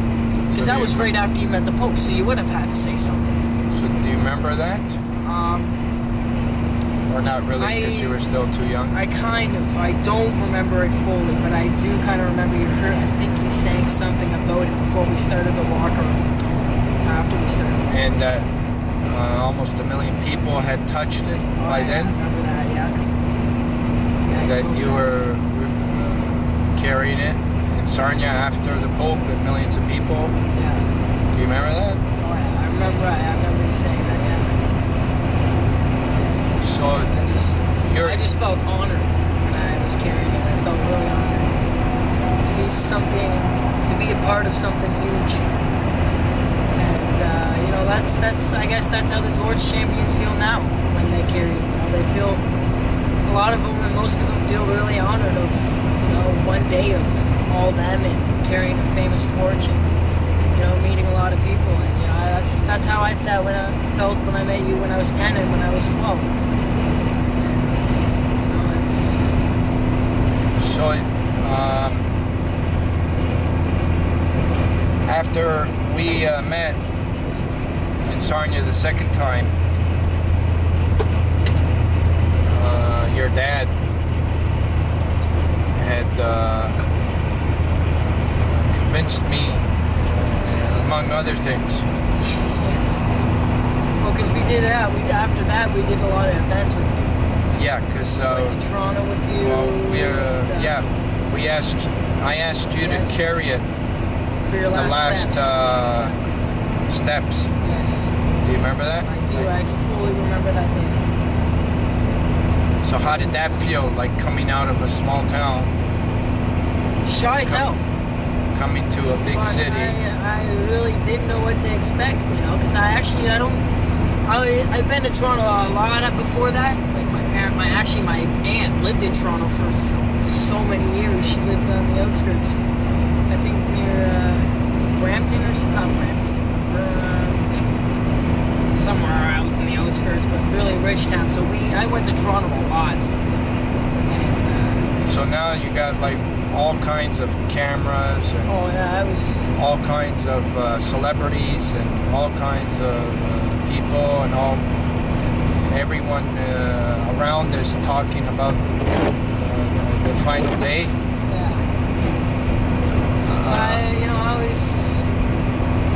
I met a lot of people. I met your whole family the first time, I think. Like your sister, Alessia, when she was singing. She got to sing the national anthem and stuff. I was really honored for you invited me to Toronto and doing that. And I guess you could say it was, my dad's helping get the word in, I guess. But Yeah, if it wasn't for you, then I wouldn't be doing it. your dad kept plugging away. Oh yeah, exactly. Many times. Yeah. And then shortly after, do you remember we arranged for you to walk in that parade? Well, in parade, yeah. No, St. Catherine's. Well, yeah. Okay, sorry, St. Catharines. And then we arranged. No. Before that, it was the St. Catharines meeting with all the hockey players, wasn't it? Before even. Oh yeah, that was the week. That was yeah. Yeah, I met Scotty Bowman and. Yeah, we the arranged oldies. that. Yeah, then that's when I sat down with Frank and all them. I think it was Frank. Yep. And all those guys. And then, right after that, it was boom, you got me into the parade. And who was the speaker again? Who was the microphone guy? I don't know, some hockey player. What? No. No, it was one of your friends. I can't remember. Frank.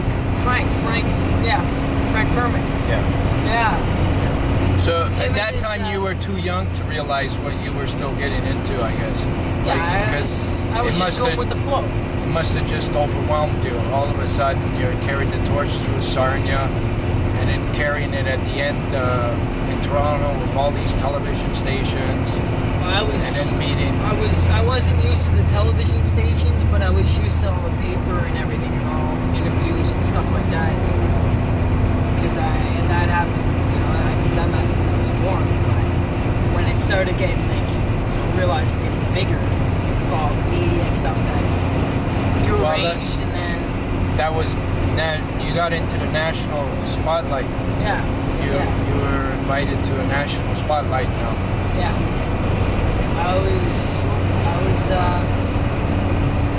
I was involved with a lot of things after I met you. And I got to do a lot of great stuff. So Pitch at the Blue Jays game, I never thought of doing that in my life. And I know the Liver Foundation wouldn't have done it.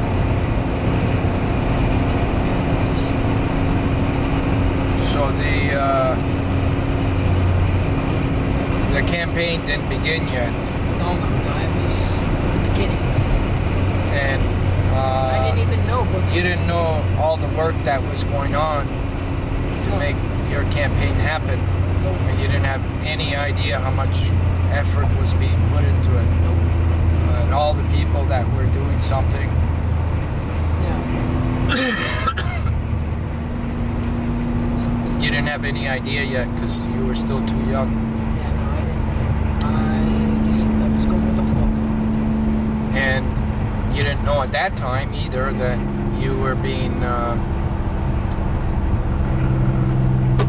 one of the potential people to carry the torch. You didn't know that there was others that might have been I didn't chosen. even know you were doing another walk. Let's just say that way. Yeah. I just thought I was coming out to these things, helping you. I guess just helping you. I thought that, let's come out and just, I guess, yeah. Yeah, it was just before or just after I met the Pope Yeah. that I knew I had to get someone to carry that torch again. Yeah. So along the way, there was some potential people, Yes. some other, kids, Yes. almost like similar to your situation, Yeah. and the same kind of circumstances that was being looked at, to do all those things, that. So it. But I guess, the day you found out was when I was just out of surgery. Like we were talking about before. Yeah, well, I guess that's when I found out that I was going to choose you. Was after. Getting a spinal shunt. Yeah, when you went to the hospital, because I already heard from your dad that he wanted you to do something like that, Yeah. and I kept hearing it from him, and so you did become one of the kids that I was looking at. But it wasn't until you got out of the hospital. And I think I almost died that time. That I was talking with you. I was talking with you a few times. Do you remember that? Yeah, I do. And you were telling me yourself that you wanted to do it as well. That you wanted to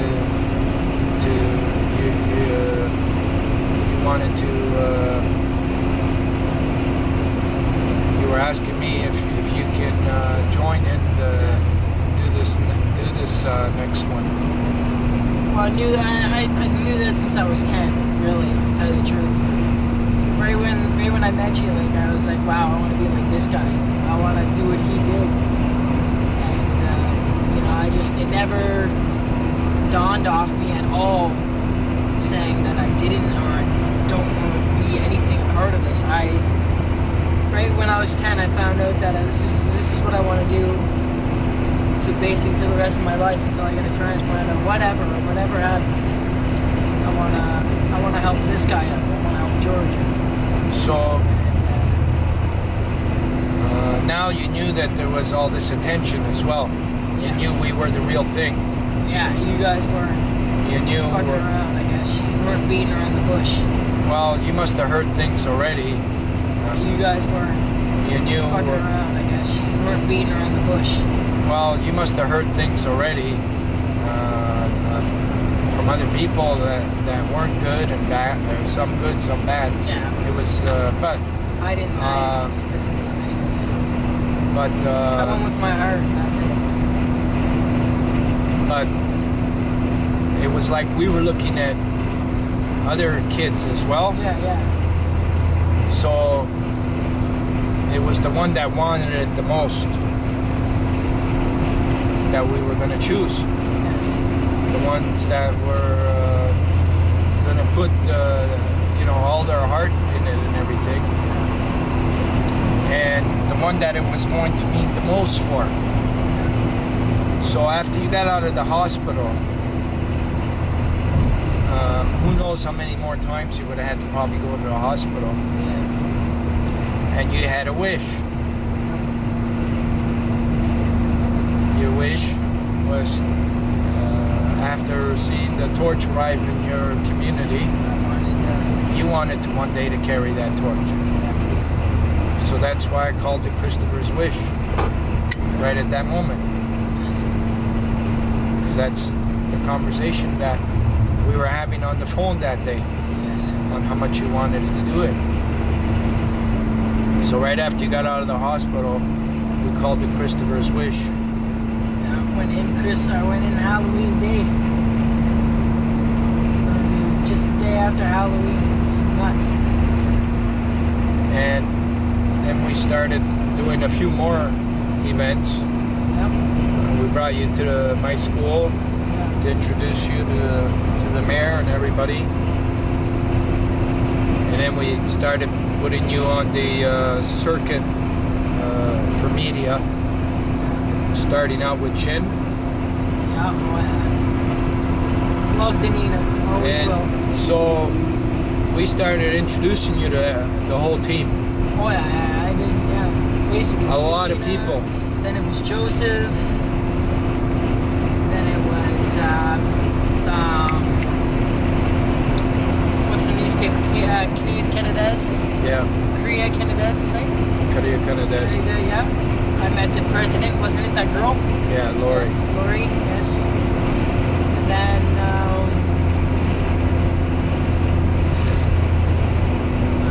I don't know, there's like so many. So this was all still very overwhelming then if you look back and try and think about it. It was, Like all this happening in the last, like you had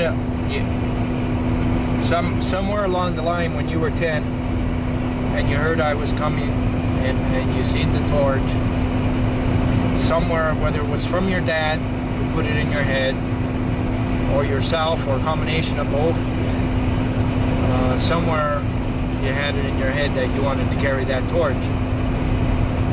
it's more me. So between 10 and 13, Yeah. there was a lot that happened. Yes.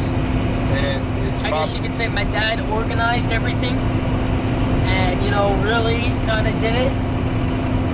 But I didn't know that he was forcing it. He was forcing it. I just knew from my heart that I wanted to do it when I was 10. And I wasn't going to change that. And I actually bugged my dad a lot and asked him, like, you know, Dad, can you get a hold of George? Can you talk to George? Can I call George? Like, and I was doing that a lot when I was 10 until now. Like, I didn't want to not keep in contact with you. I want to I ask you didn't know something. that- Okay. What if we would have chose somebody else? If you would have chose someone else? Yeah. That's a good question. I don't know. I bet you I don't think I'd be sitting here right now with you. So see how fate works somehow, like, because I'm not just saying that I wouldn't be sitting here right now with you, but I wouldn't be, you know, as close as well, you what now would than have I probably was. happened is if somebody else was chosen, Yeah. then you know that other person would have come through Sarnia, Yeah. and you would have probably did something for Sarnia. Yeah. You know, like you would have carried or did something. You Or know, just, yeah. like you when you went on the campaign, we had a whole bunch of people Yeah. like your age and that were coming out, you know, and then they got part of the write-up in their. Yeah, yeah, oh yeah. So And that's what we wanted. We wanted. that's what would have happened if we would have. If Exactly. there was somebody else chosen, I would have been totally right. you would have been Sorry. a Sarnia story. Yeah. But that's not the way it happened. No, Like and you were I'm chosen, and I'm grateful for it. I'm glad. and so there's a lot of. I guess I was young, a little too young, in my eyes, that to do it. Even though it was a good way of me being young and me needing a liver at the time, me doing the walk, because it got a lot of publicity. But as of myself and personal wise, I wasn't. I guess I wasn't the motivational speaker I should have been, or the speaker I should have been. Yeah. Well, I do read you from see? a paper. I don't like that. Like now, Do you- like ever since then, I haven't. I you- haven't read from a paper yet. I haven't. Do you see how we treat the students? Oh yes. Like it doesn't matter how good they speak. It's No, it doesn't. It's what matters. from the heart and from How hard they try. How hard they try. Yeah, Yeah. That's what you've noticed, right? I did, and I noticed it on a lot of people. Like Some people didn't care; they just came out for it, and that was But it. you see that But I've that's seen a what lot of we're people looking for, though. I mean, from the that's what heart. I'm looking for. And I found a lot of people that did it. Like the 3 girls from Corner Brook. Like, holy shit, they're still friggin' trying to do something for us. Even if they didn't know how to drive good or know how to talk good. They didn't know their directions at all. Let's But just they say. came from the heart. They came from the heart, and they did what they were meant to do, was be torch champions. And can you That's- say that that's, out of all this, since you hooked up since you were 10 years old with Step by Step Yes. and myself and others that are close Yes. with me, can you say that that's what you witnessed? Is that everybody's coming from the heart? Yeah. Like, have you seen anything else? No. You know, besides of all the, you know, all the bickering and stuff like that, it's all meant from the heart. It's all meant to do one thing only.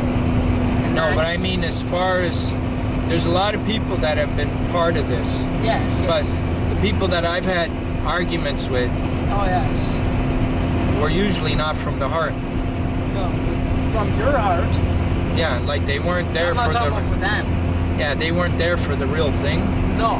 Like they were there for their own. Show and yeah, well, Yeah. whatever. Have you noticed that Not from the heart, or from the heart. from the heart? Like how many? Yes. Yeah. Tons. You know, ever since I've joined since I was 10, a lot of people do have it come from the heart and have a lot of people get hit by it and touched by it a lot. And I noticed that on my walk with I still keep in contact with quite a few people, and I hit them, and now it's all about them from the heart and what they have to do for us, our organization, Organ Donation itself. So what if I decided if I decided back then, or if something happened to me, do you think there would be anything that would have happened with Step by Step? I would hope so. How would that be possible? I guess if it did happen, or anything happened to you, it wouldn't be as good. It would still be from the heart and still. No, get but who awareness would of- continue it? Like who would, like if something happened to me while I was organizing your campaign, Yes. Yes. like who would have been able to do that?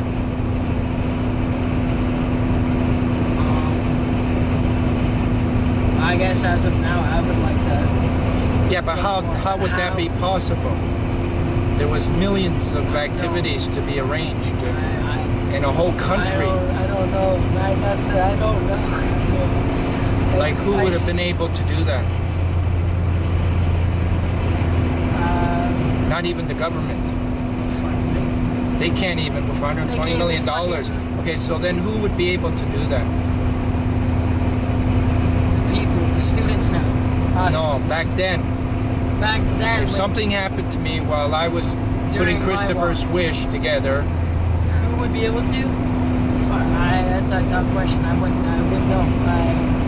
well, there's nobody. There isn't. That's what I'm saying. Like I wouldn't. So Step by Step began with the first step, Yeah. which happened in Montreal. Really, yeah. It happened with the vision Yeah. that I Yes. had in Montreal. Yes. That's how this whole thing began. That was the power, that vision. And if anything happened to me during that time, all this wouldn't be here. It's true. If there was some power of vision back then, and something that's driving me to continue this to why we're at where we're at right now Exactly. Yeah. with this. Yeah. So there's there's a lot, as you can see, there's thousands of people involved in this. Oh, yeah. You know, A like, lot. and now each, And more joining. yeah, As of each new student, each new people that we met along this way have talked to other people about it and have affected other people. Yes. And other people are turning to them. So now they can say the same thing that anybody else can say, that they were part of Step by Step. Like I could have said when I met you. Yeah. Right when I met you, that's what I would say if I was a torch champion now. I would say I'm grateful. They're probably so grateful right now, even though that we're gone and we're somewhere else, that they got to be a part of Step by Step. They got to take part of that torch. They got to make awareness. Yeah. And it doesn't A lot count of those people will not forget about it. And I know. unless you've put your real passion into this, Yes. like your heart. It's not going to be felt by others in a real way. So the reason why they're feeling that is because they felt what we really put into it, Yeah. and everybody else what they've really. And they didn't have to be struck by organ donation to be a part of it. No. They were a part of it because they wanted to be a part of it. Well, look at the mayor. Did you hear what he said in Montreal? In French or English? Well, he said it in French, but then English a little bit. He started talking about the first day that he heard I was coming to Montreal, Yes. and then we seen the torch coming in, and then he received the torch for the first time. Yes. Yes. What it did to him, what he felt, and he felt the passion and the realness Yeah. and his determination. He was saying all this, Yeah. and that he never forgot it that day. And then when he heard I was coming again with the students, Did you meet him on my walk? no, he was out of the country. Was it? So what he said was that this dream, step by step, he was happy that he's part of it, Yes. and he's going to continue being part of it. So it's a step-by-step dream that starts. He was probably one of the best mayors that I've seen that have been a part of it, literally a part of it. Yeah, Like my mayor, you know, he's a part of it, but he's busy with other things too. But you know, I don't even think I have that mayor. yeah. I don't even think we have that. So this time Yes. on the campaign, you had to do a bit more of the work that is necessary to do these things. Yes. You got a chance to make some of the phone calls to the restaurants. You had a chance to be on the road, to drive and make sure that we get there on time, and Yeah. make sure that the torch was always prepared, Oh yes. and some of the camera work, and how to add momentum to the students, how to be part of that. So you had a bit more work to do in a different way this time. I like it. I like it better. So from all the attention that was on you in 2004, you had to work with the students getting all the attention Yes. and most of the work. Yes. So in the future, Yes. Always. if there's going to be like another person chosen to do the walk again, Yes. with another student torch relay, but person chosen from all those to represent the campaign. And if you were still part of it at that time,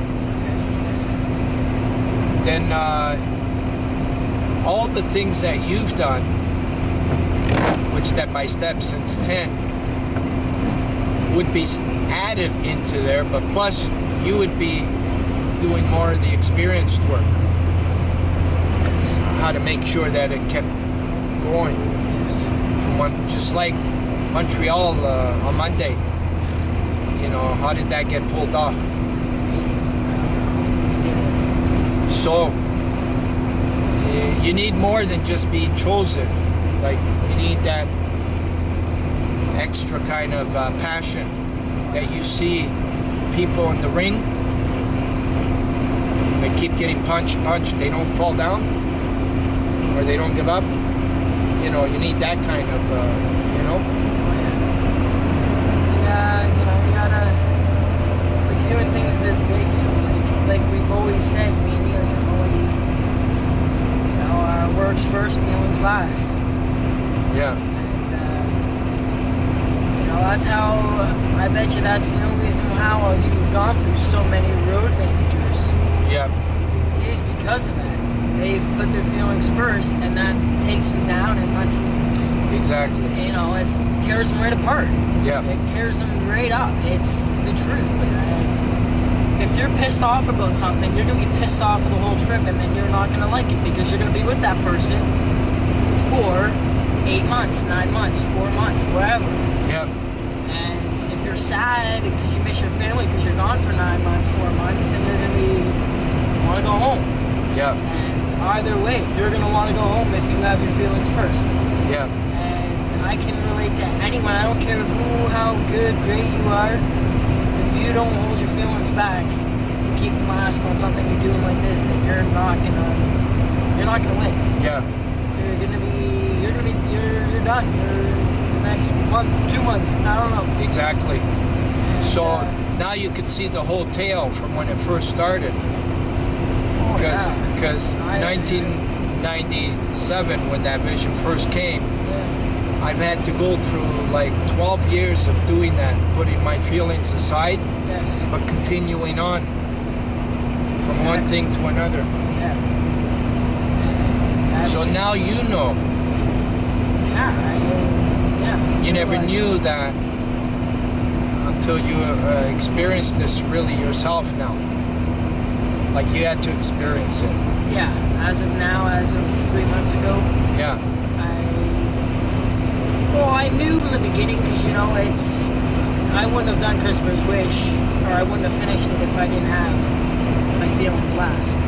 I was pissed, I was upset, but I still kept on and did. Well, you had to learn to do that. I did have to, yes. And even your dad too, because I told him when Newfoundland, you can pack up and go home, because he wanted to do something. Yeah. And I said no.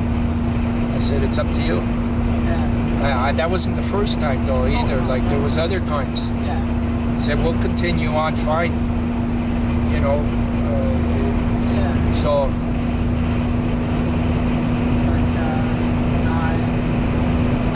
I've learned a lot since I've been on the road since October 1st. And I'm glad to hold my anger back. You know, I still get to say what I have to say, but you know, it's time now that I say less and do more. And I guess I'm gonna take that home for me and, you know, keep it like that. I'm gonna learn not to walk away from it, but, you know, do whatever in my power to not make that happen, I guess. Make anyone upset, anger, pissed off, whatever. I don't know. I like everyone to be happy more than anything else. This walk is made it for me. You know, I've had my ups and downs, I've had my turnarounds, but every day at the end, I'm always happy.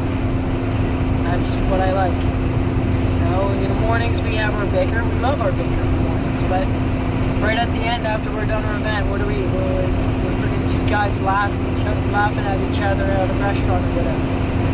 It's because we're happy that we finished what we did, and that was it. Now we were good.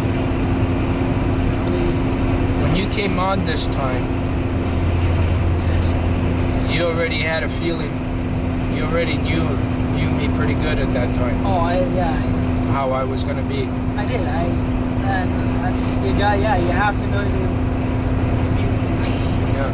So even that first talk I had with both you and Lou Yeah. in Newfoundland, Yes. I don't know if it was Grand Falls or Gander, in one of the jungle gyms. Okay. Yes.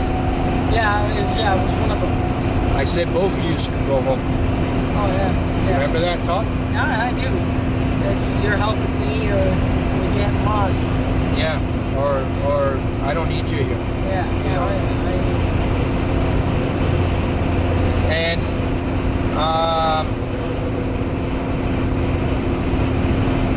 that's why I said all the passion is real in doing this. Yeah. And there's a goal to get from one end to the other. Yes. And each time we went across, it had a theme. Yes. The theme this time was with the students. Your theme was bringing all the attention to you. And the students. And while I was in Europe, the theme was to get all the European countries Information. So this time it was to bring attention to all the students that were taking part. So each one had, and that's real. Yes. You know, the passion in doing that. So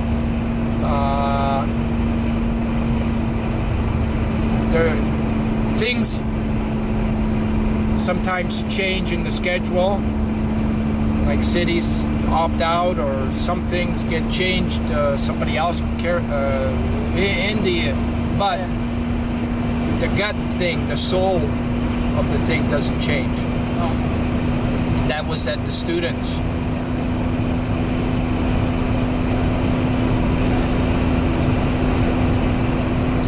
So that was the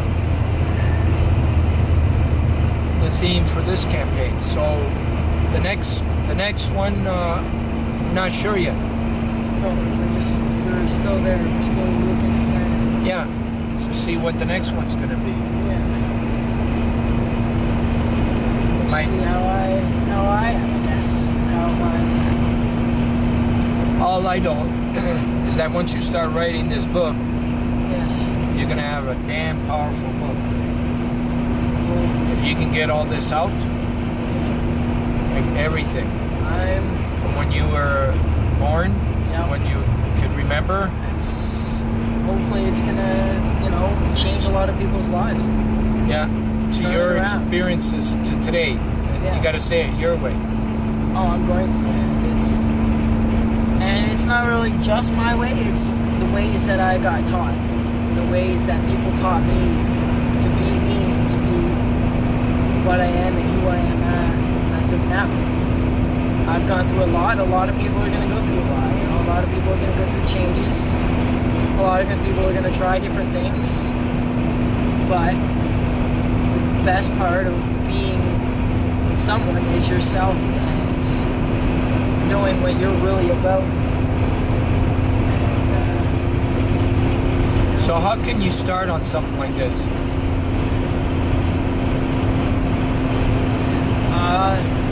How do you turn the heat off? It's off. It's alternate. Yeah.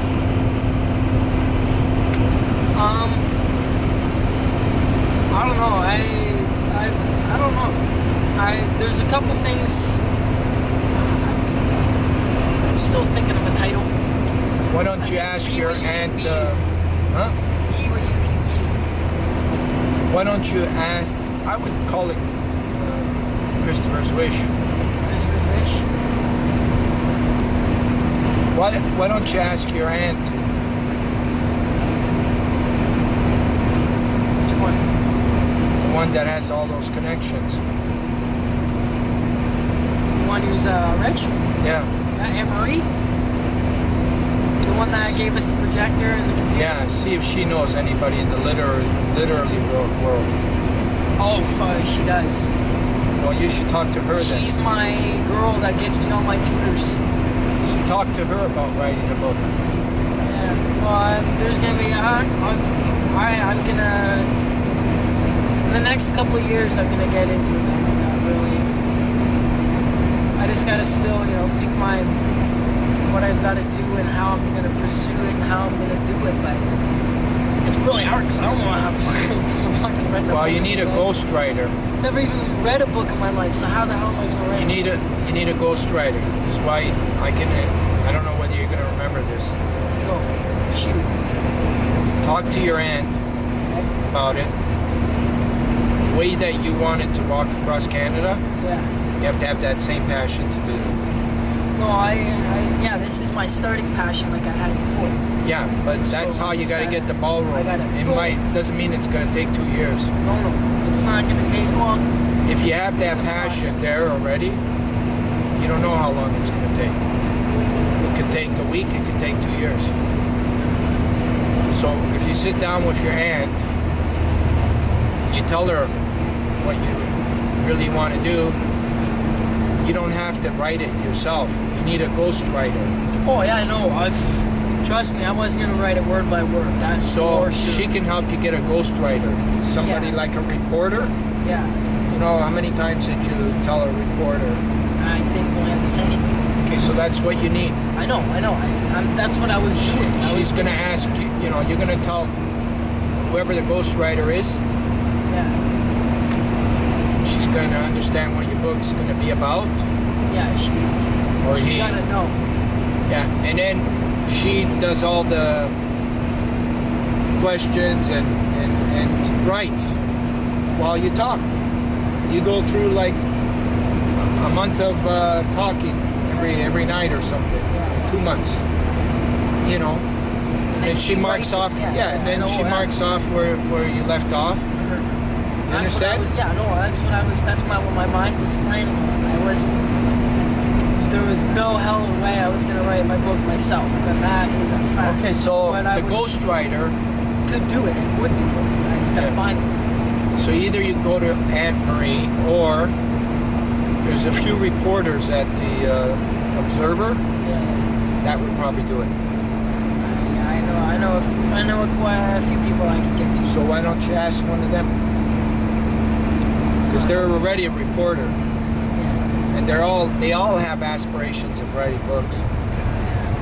That would be like a dream for them as well. Publishing it, making it great. Well, then that's where the next step comes. You guys would find out who would publish it.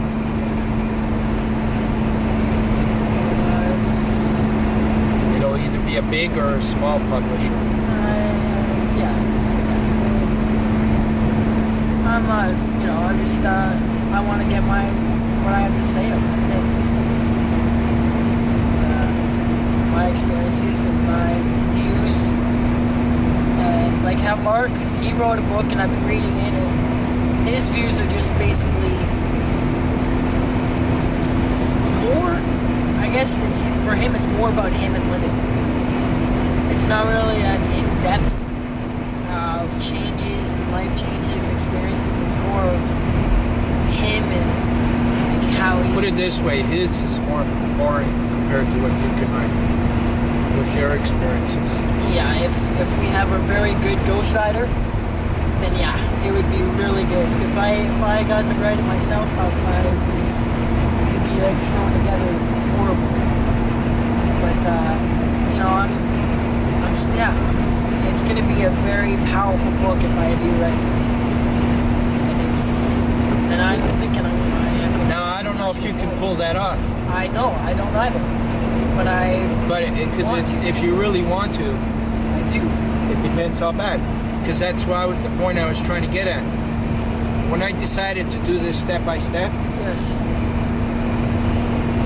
I said, "There's no turning back. I'm going to do it Yes. through hell or high water. I'm just going to do it. There's no middle ground."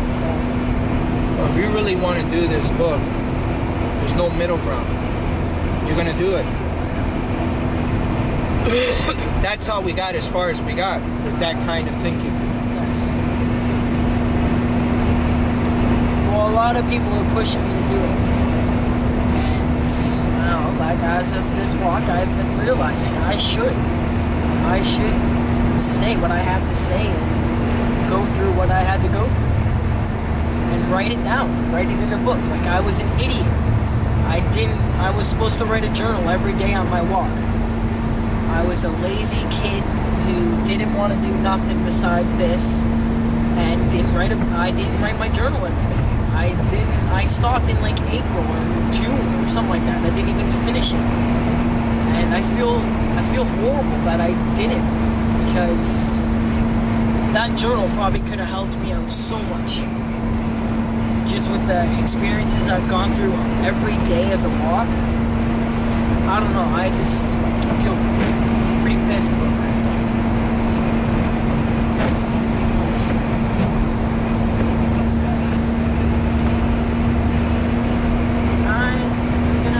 We'll do something.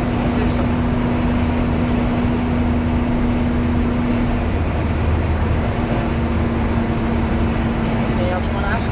Well, if I don't know how much you've learned about when you really want to do something, and you do it. But what I'm trying to tell you is that if you really want to do something, you're going to do it. You know, you'll find a way to do it. You won't give up.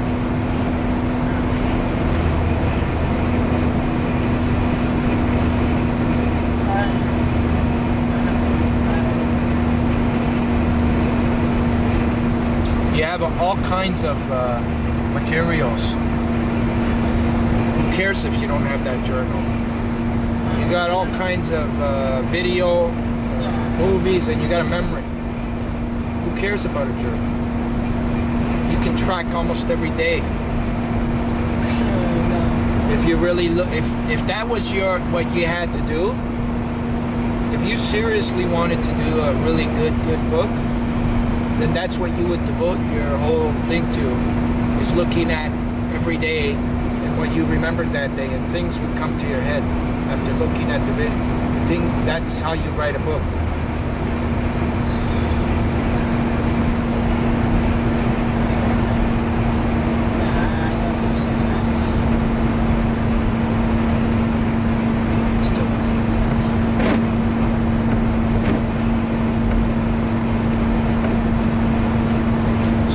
More than enough things around you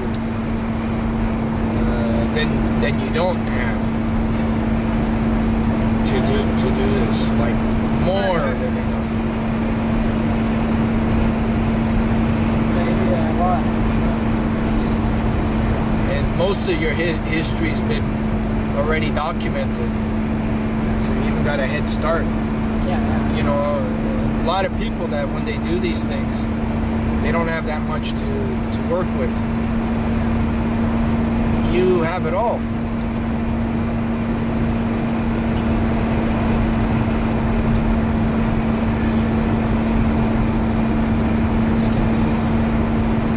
So when you I'm working on a book, a tattoo, and that's it.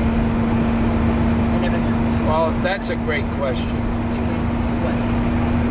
When we asked Kristopher's 2 goals, a book and a tattoo. Yes. So that's like, you know, 2 great. There's one great goal, Yes. Built into 2. and then I would think about which one is how much out of the 2 goals are they equal? One's for sure. And the other one is for sure that I'm going to do it.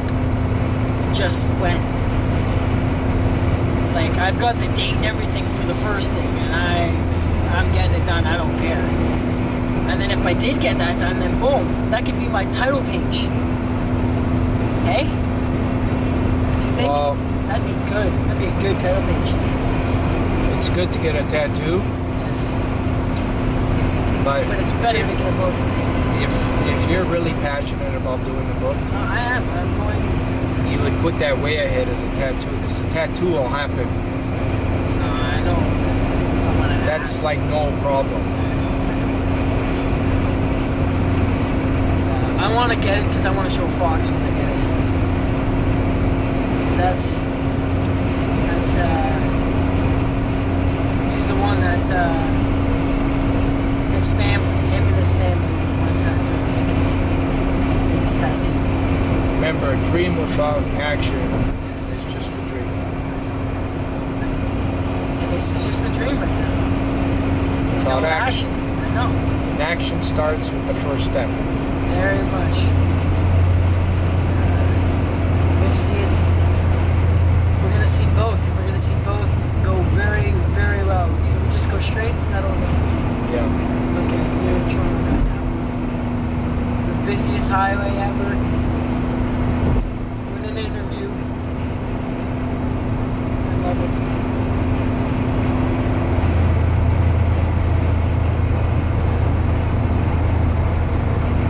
Those dreams are gonna come true, that's for sure. Yeah, I'm not gonna let those dreams go away, that's for sure. And that's why I've got you beside me to boost and push those dreams. Well, I can't do anything unless you do something. I know. I can't do anything yet. I'm driving. I gotta do it when I'm stabilized. And then start pursuing it. Start taking action.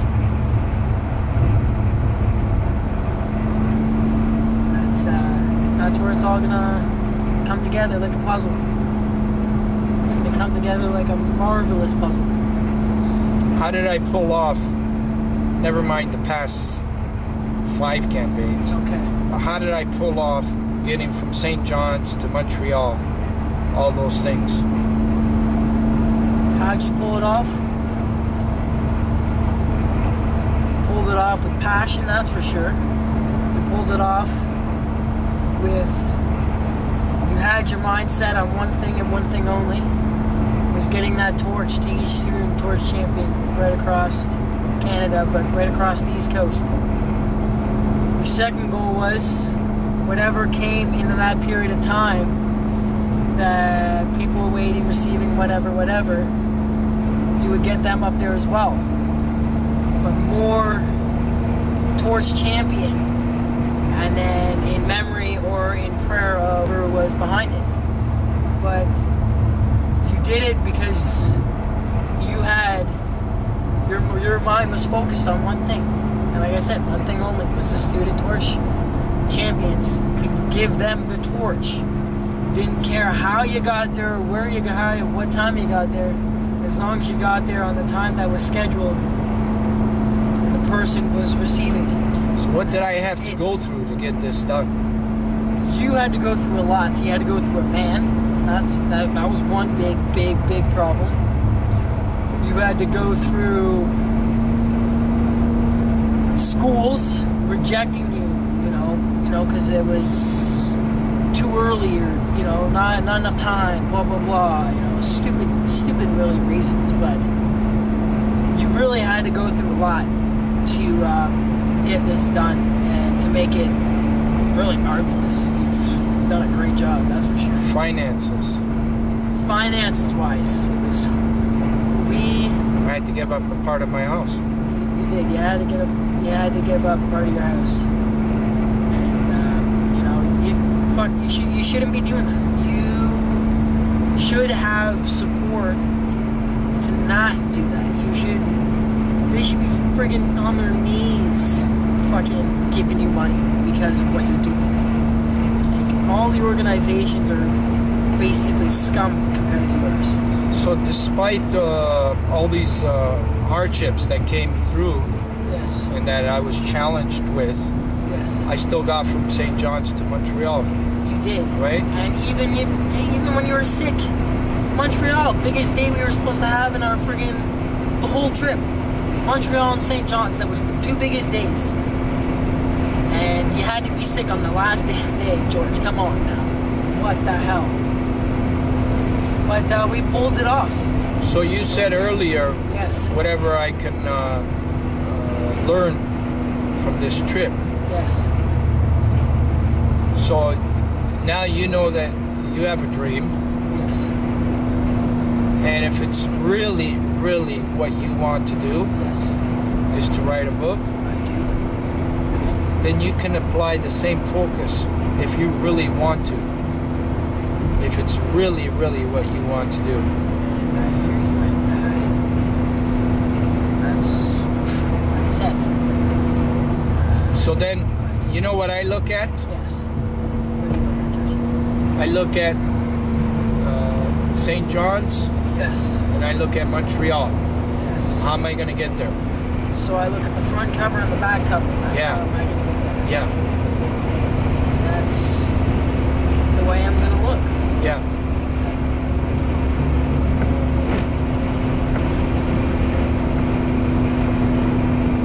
So then how? Yes. I looked at how I'm going to start from St. John. I'm going to get to Montreal. Yes.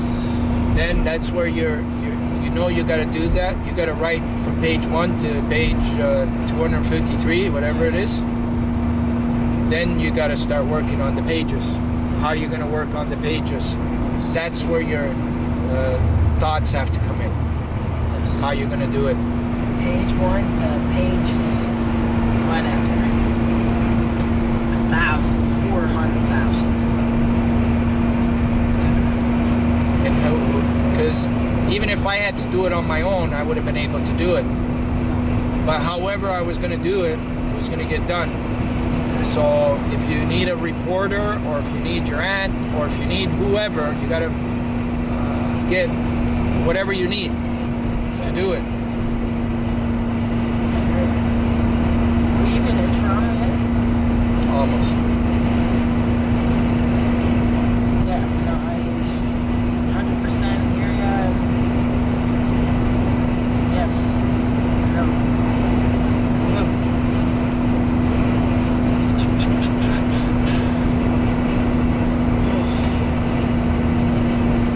Can't believe I did that. 5-hour driving. It's been almost a 5-hour interview. And it's good that we did it. We were supposed to do it last night, but I kind of wanted to get some rest and do it early in the morning. But Georgie didn't feel good because of yesterday, and you know, I felt like shit last night. I just wanted to get to bed and pass out because I was so sore. And then George woke up all sore because of last night, yesterday. And then the car damn wouldn't start again. Holy shit, man. I don't know. And you were so anxious. I was so anxious to get home. I wanted to get home fast and all this jazzy wobbaloo. And I said, look, after what we've been through, Yeah, like, who cares? We're not in no hurry now. I guess so. Unless there was something really urgent. Well, that's the first half. Yes. And, Now the second half, is coming. for me, is to get to Ottawa to Nunavut. Yes. And And how? hopefully I will be able to attend you. Well, this is part of what might help you with your book. Yes.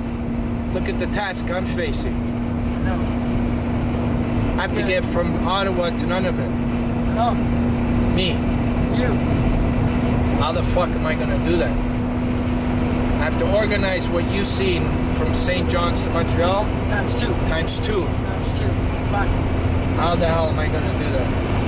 You are I gonna got do 80 more fucking, or 90 more communities. Fuck. George.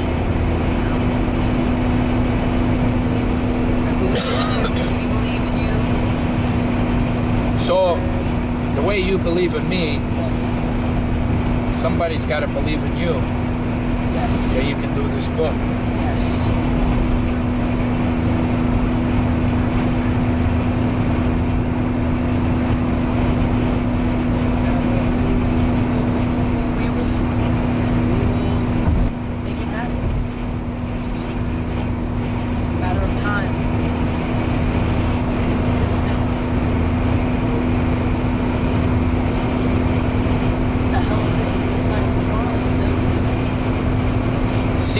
Montreal doesn't look this big, does it?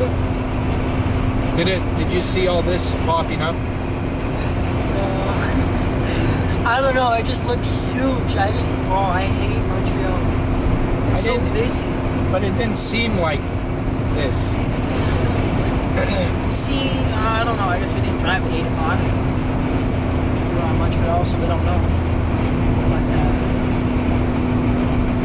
we're not even in Toronto yet, though. No, I know. But you can smell it. You can smell it. George can smell his hometown. Matter of fact, I wonder what Sarno is going to look like. Fuck. you're going to be going in your right lane when you can. Yeah? Yeah. Because after the next 3 exits, you're going to turn. Oh, yeah. Don Valley Parkway? No. The Allen. What? Allen. Allen? Yeah. Long Street. So you can go on to the next lanes. Yeah. Because it's going to be coming up soon. You can stay in this lane. First time driving in Toronto. Oh. Start laying on the horn.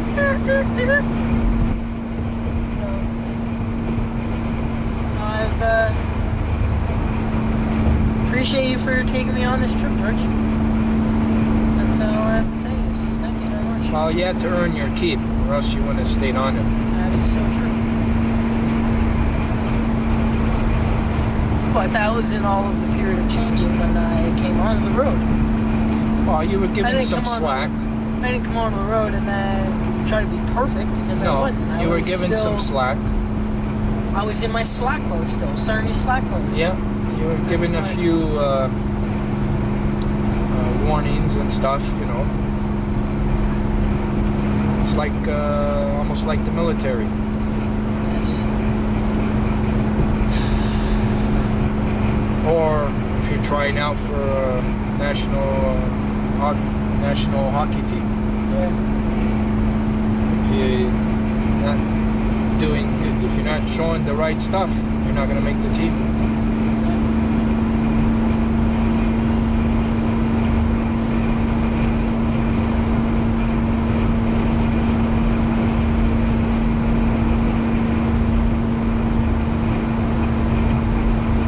I remember meeting you the first day in Toronto on this walk.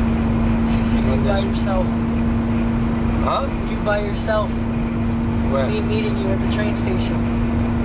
Oh, when I came to get you, yeah. Yeah. And we met your headquarters guy. Is he still your headquarters guy? Who's that? That old Henry guy or Harry? Henry. Henry. Oh, that's after your No, that was just recently. the old headquarters guy. Who was... Where did we go after you took me off the train? We went in a taxi cab. We went somewhere. Where did we go? We didn't go right to your house. Yeah, No, we didn't. Are you sure we did? I think so. No, I don't think so. I think we went somewhere. We went somewhere. I don't know now. I don't remember. That was a long time ago, so. And we've had a lot of shit happen to us somehow.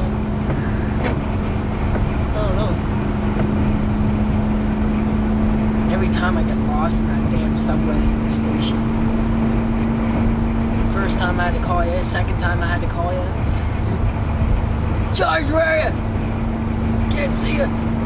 You were waiting at the terminal last time while I was at the phone booth calling you.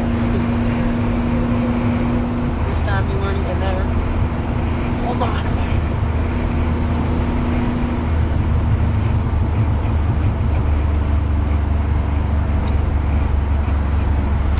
You know what? You can get off at Bathurst. Turn here. Yeah.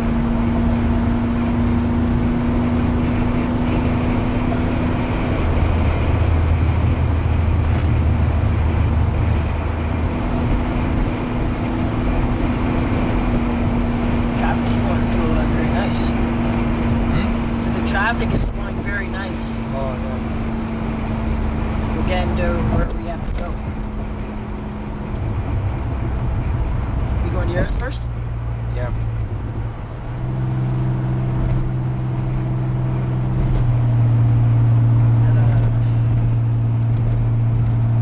What am I, leave this shit in the van, or what am I gonna do? What are we gonna do? Your stuff? Yeah. No, we're gonna bring it inside the house.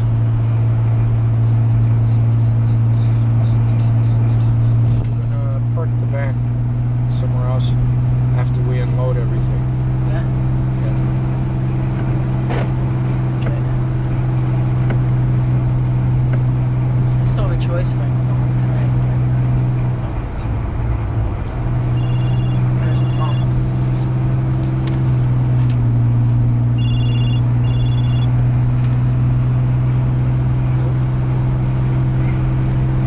Billy, we're just getting off the exit. Should be, huh?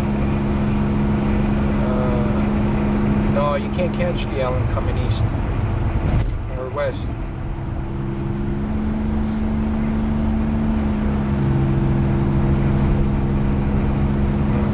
It's probably a secret passageway.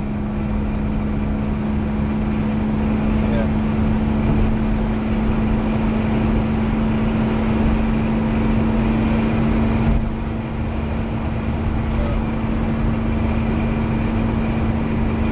Yeah.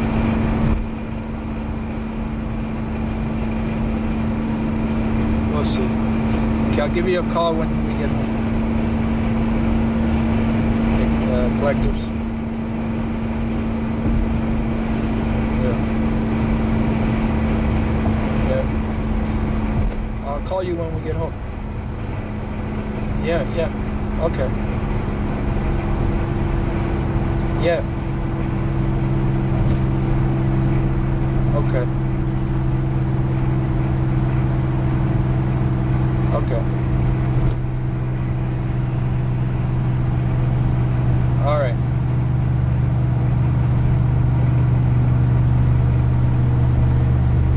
Okay, I'll call you when we get it. Okay, bye. There's no Allen Expressway. It still doesn't know where it's going.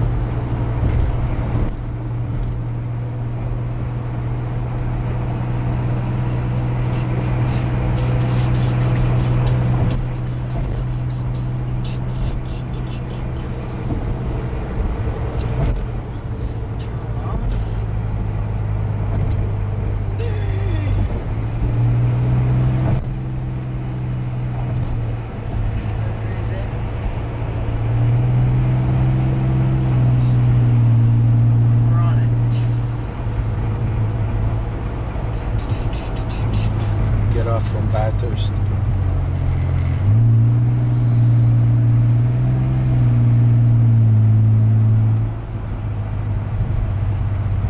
So stay on your left still. Bathurst is going to be... Actually, you could get off of on the Allen. Stay on your left.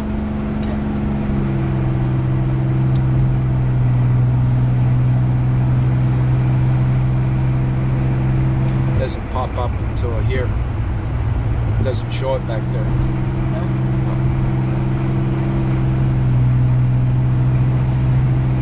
Do I have to get over? It'll probably be on your right. Yeah. So get over? Yeah.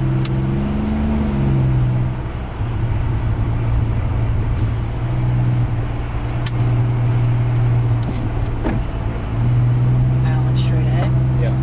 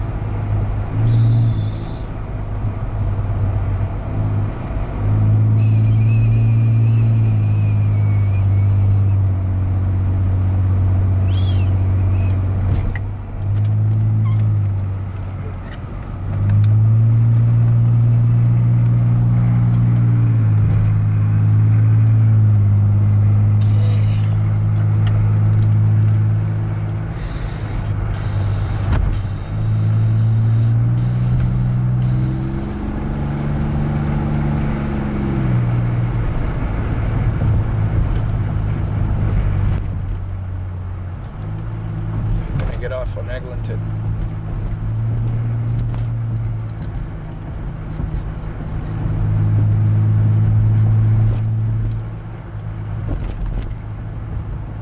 Eglinton? Yeah, it's gonna be the, not this exit, the next one.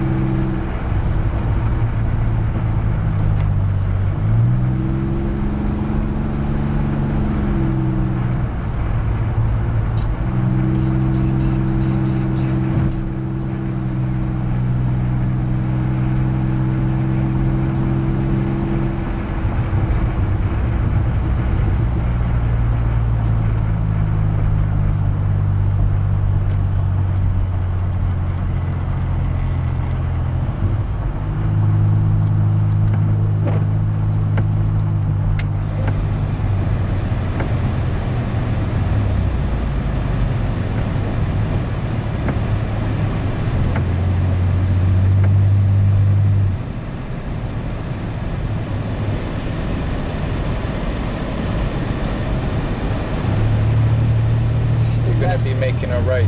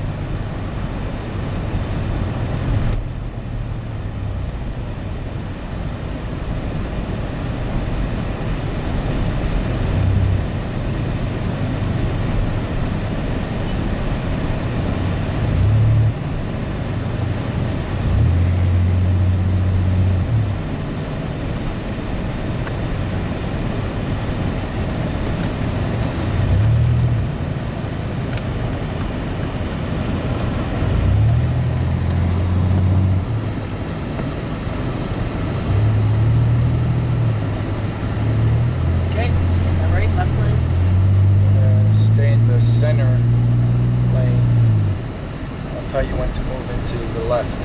I'm in the left.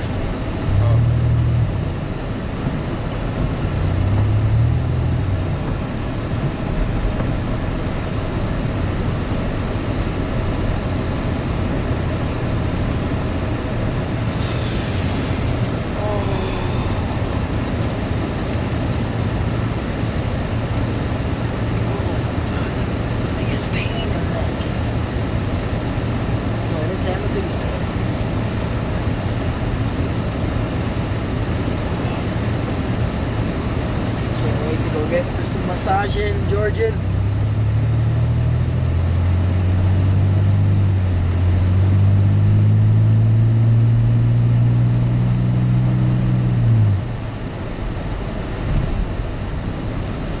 Stay in this lane, this lane. Oh, yeah, that's a turn.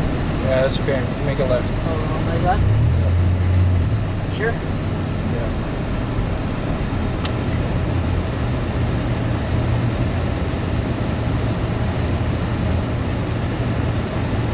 Okay, so where is it? Oh, there it is. What?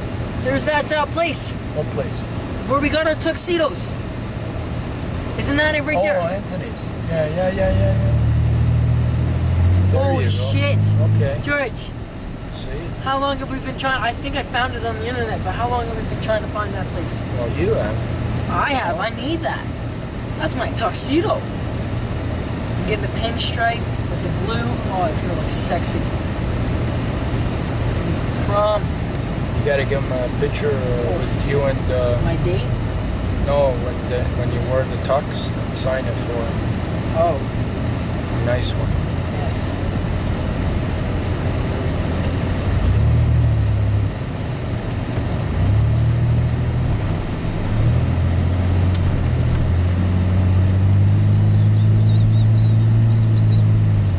can't believe I remembered that. George. Why don't you remember that? I don't know. I was just looking, I looked over, I was like, what?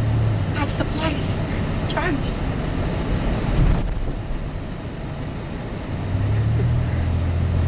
That's jokes.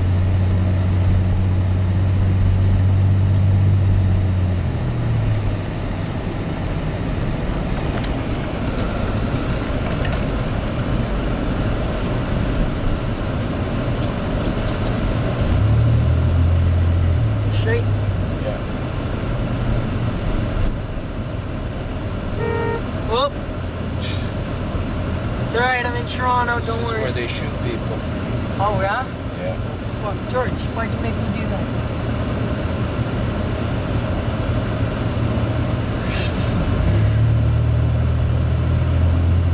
Oh, it's like Couples of Christ, it says on the van, so we're not gonna kill this. Unless they stole them. Yeah. Go figures, eh, if they did. Forgot it from Toronto. In Toronto, I can't even do that shit. Drive by.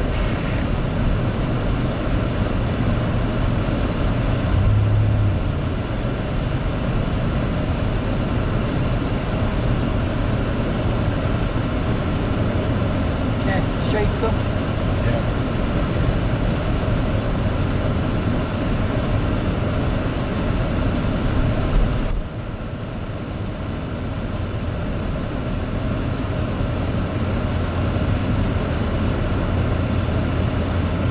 There's the pizzeria.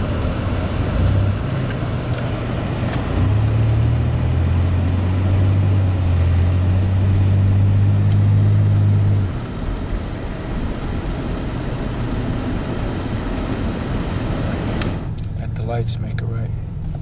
Yes, make a right.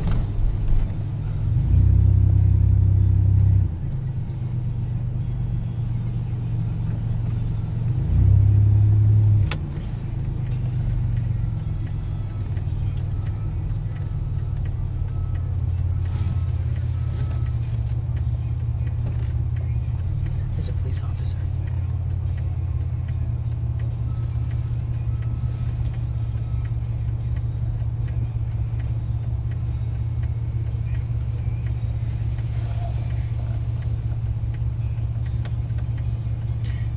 He's got low battery, George. Yeah,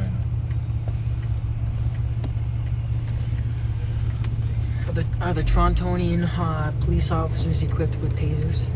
Yeah. Oh yeah? Maybe getting tasered once. That would suck. I would feel bad. After the lights, you're gonna make a left. After these set of lights, Yeah. make a left. Yeah. You're asking for so much.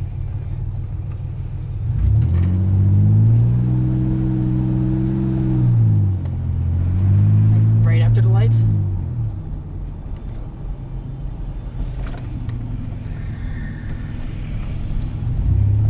Okay, after the lights.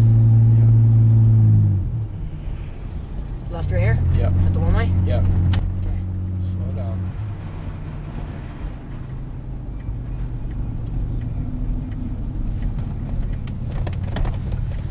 Okay. Go all the way down. All the way.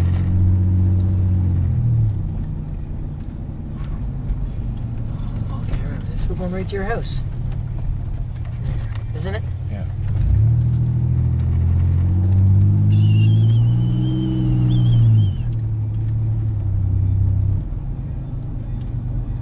You guys got a lot of snow.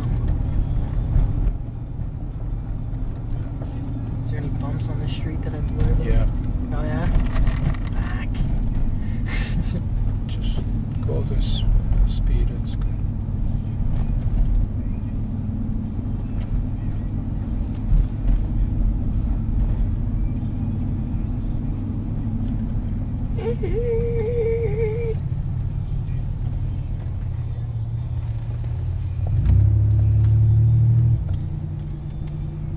Oh, okay, I see the bumps now.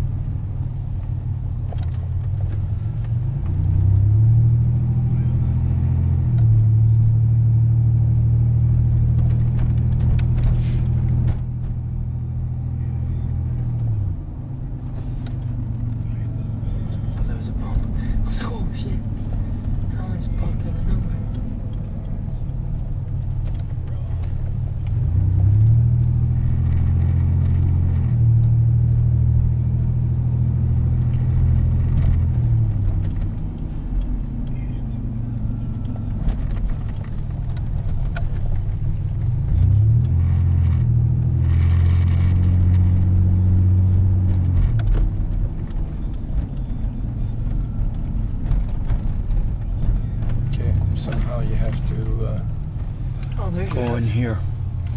In there. Yeah.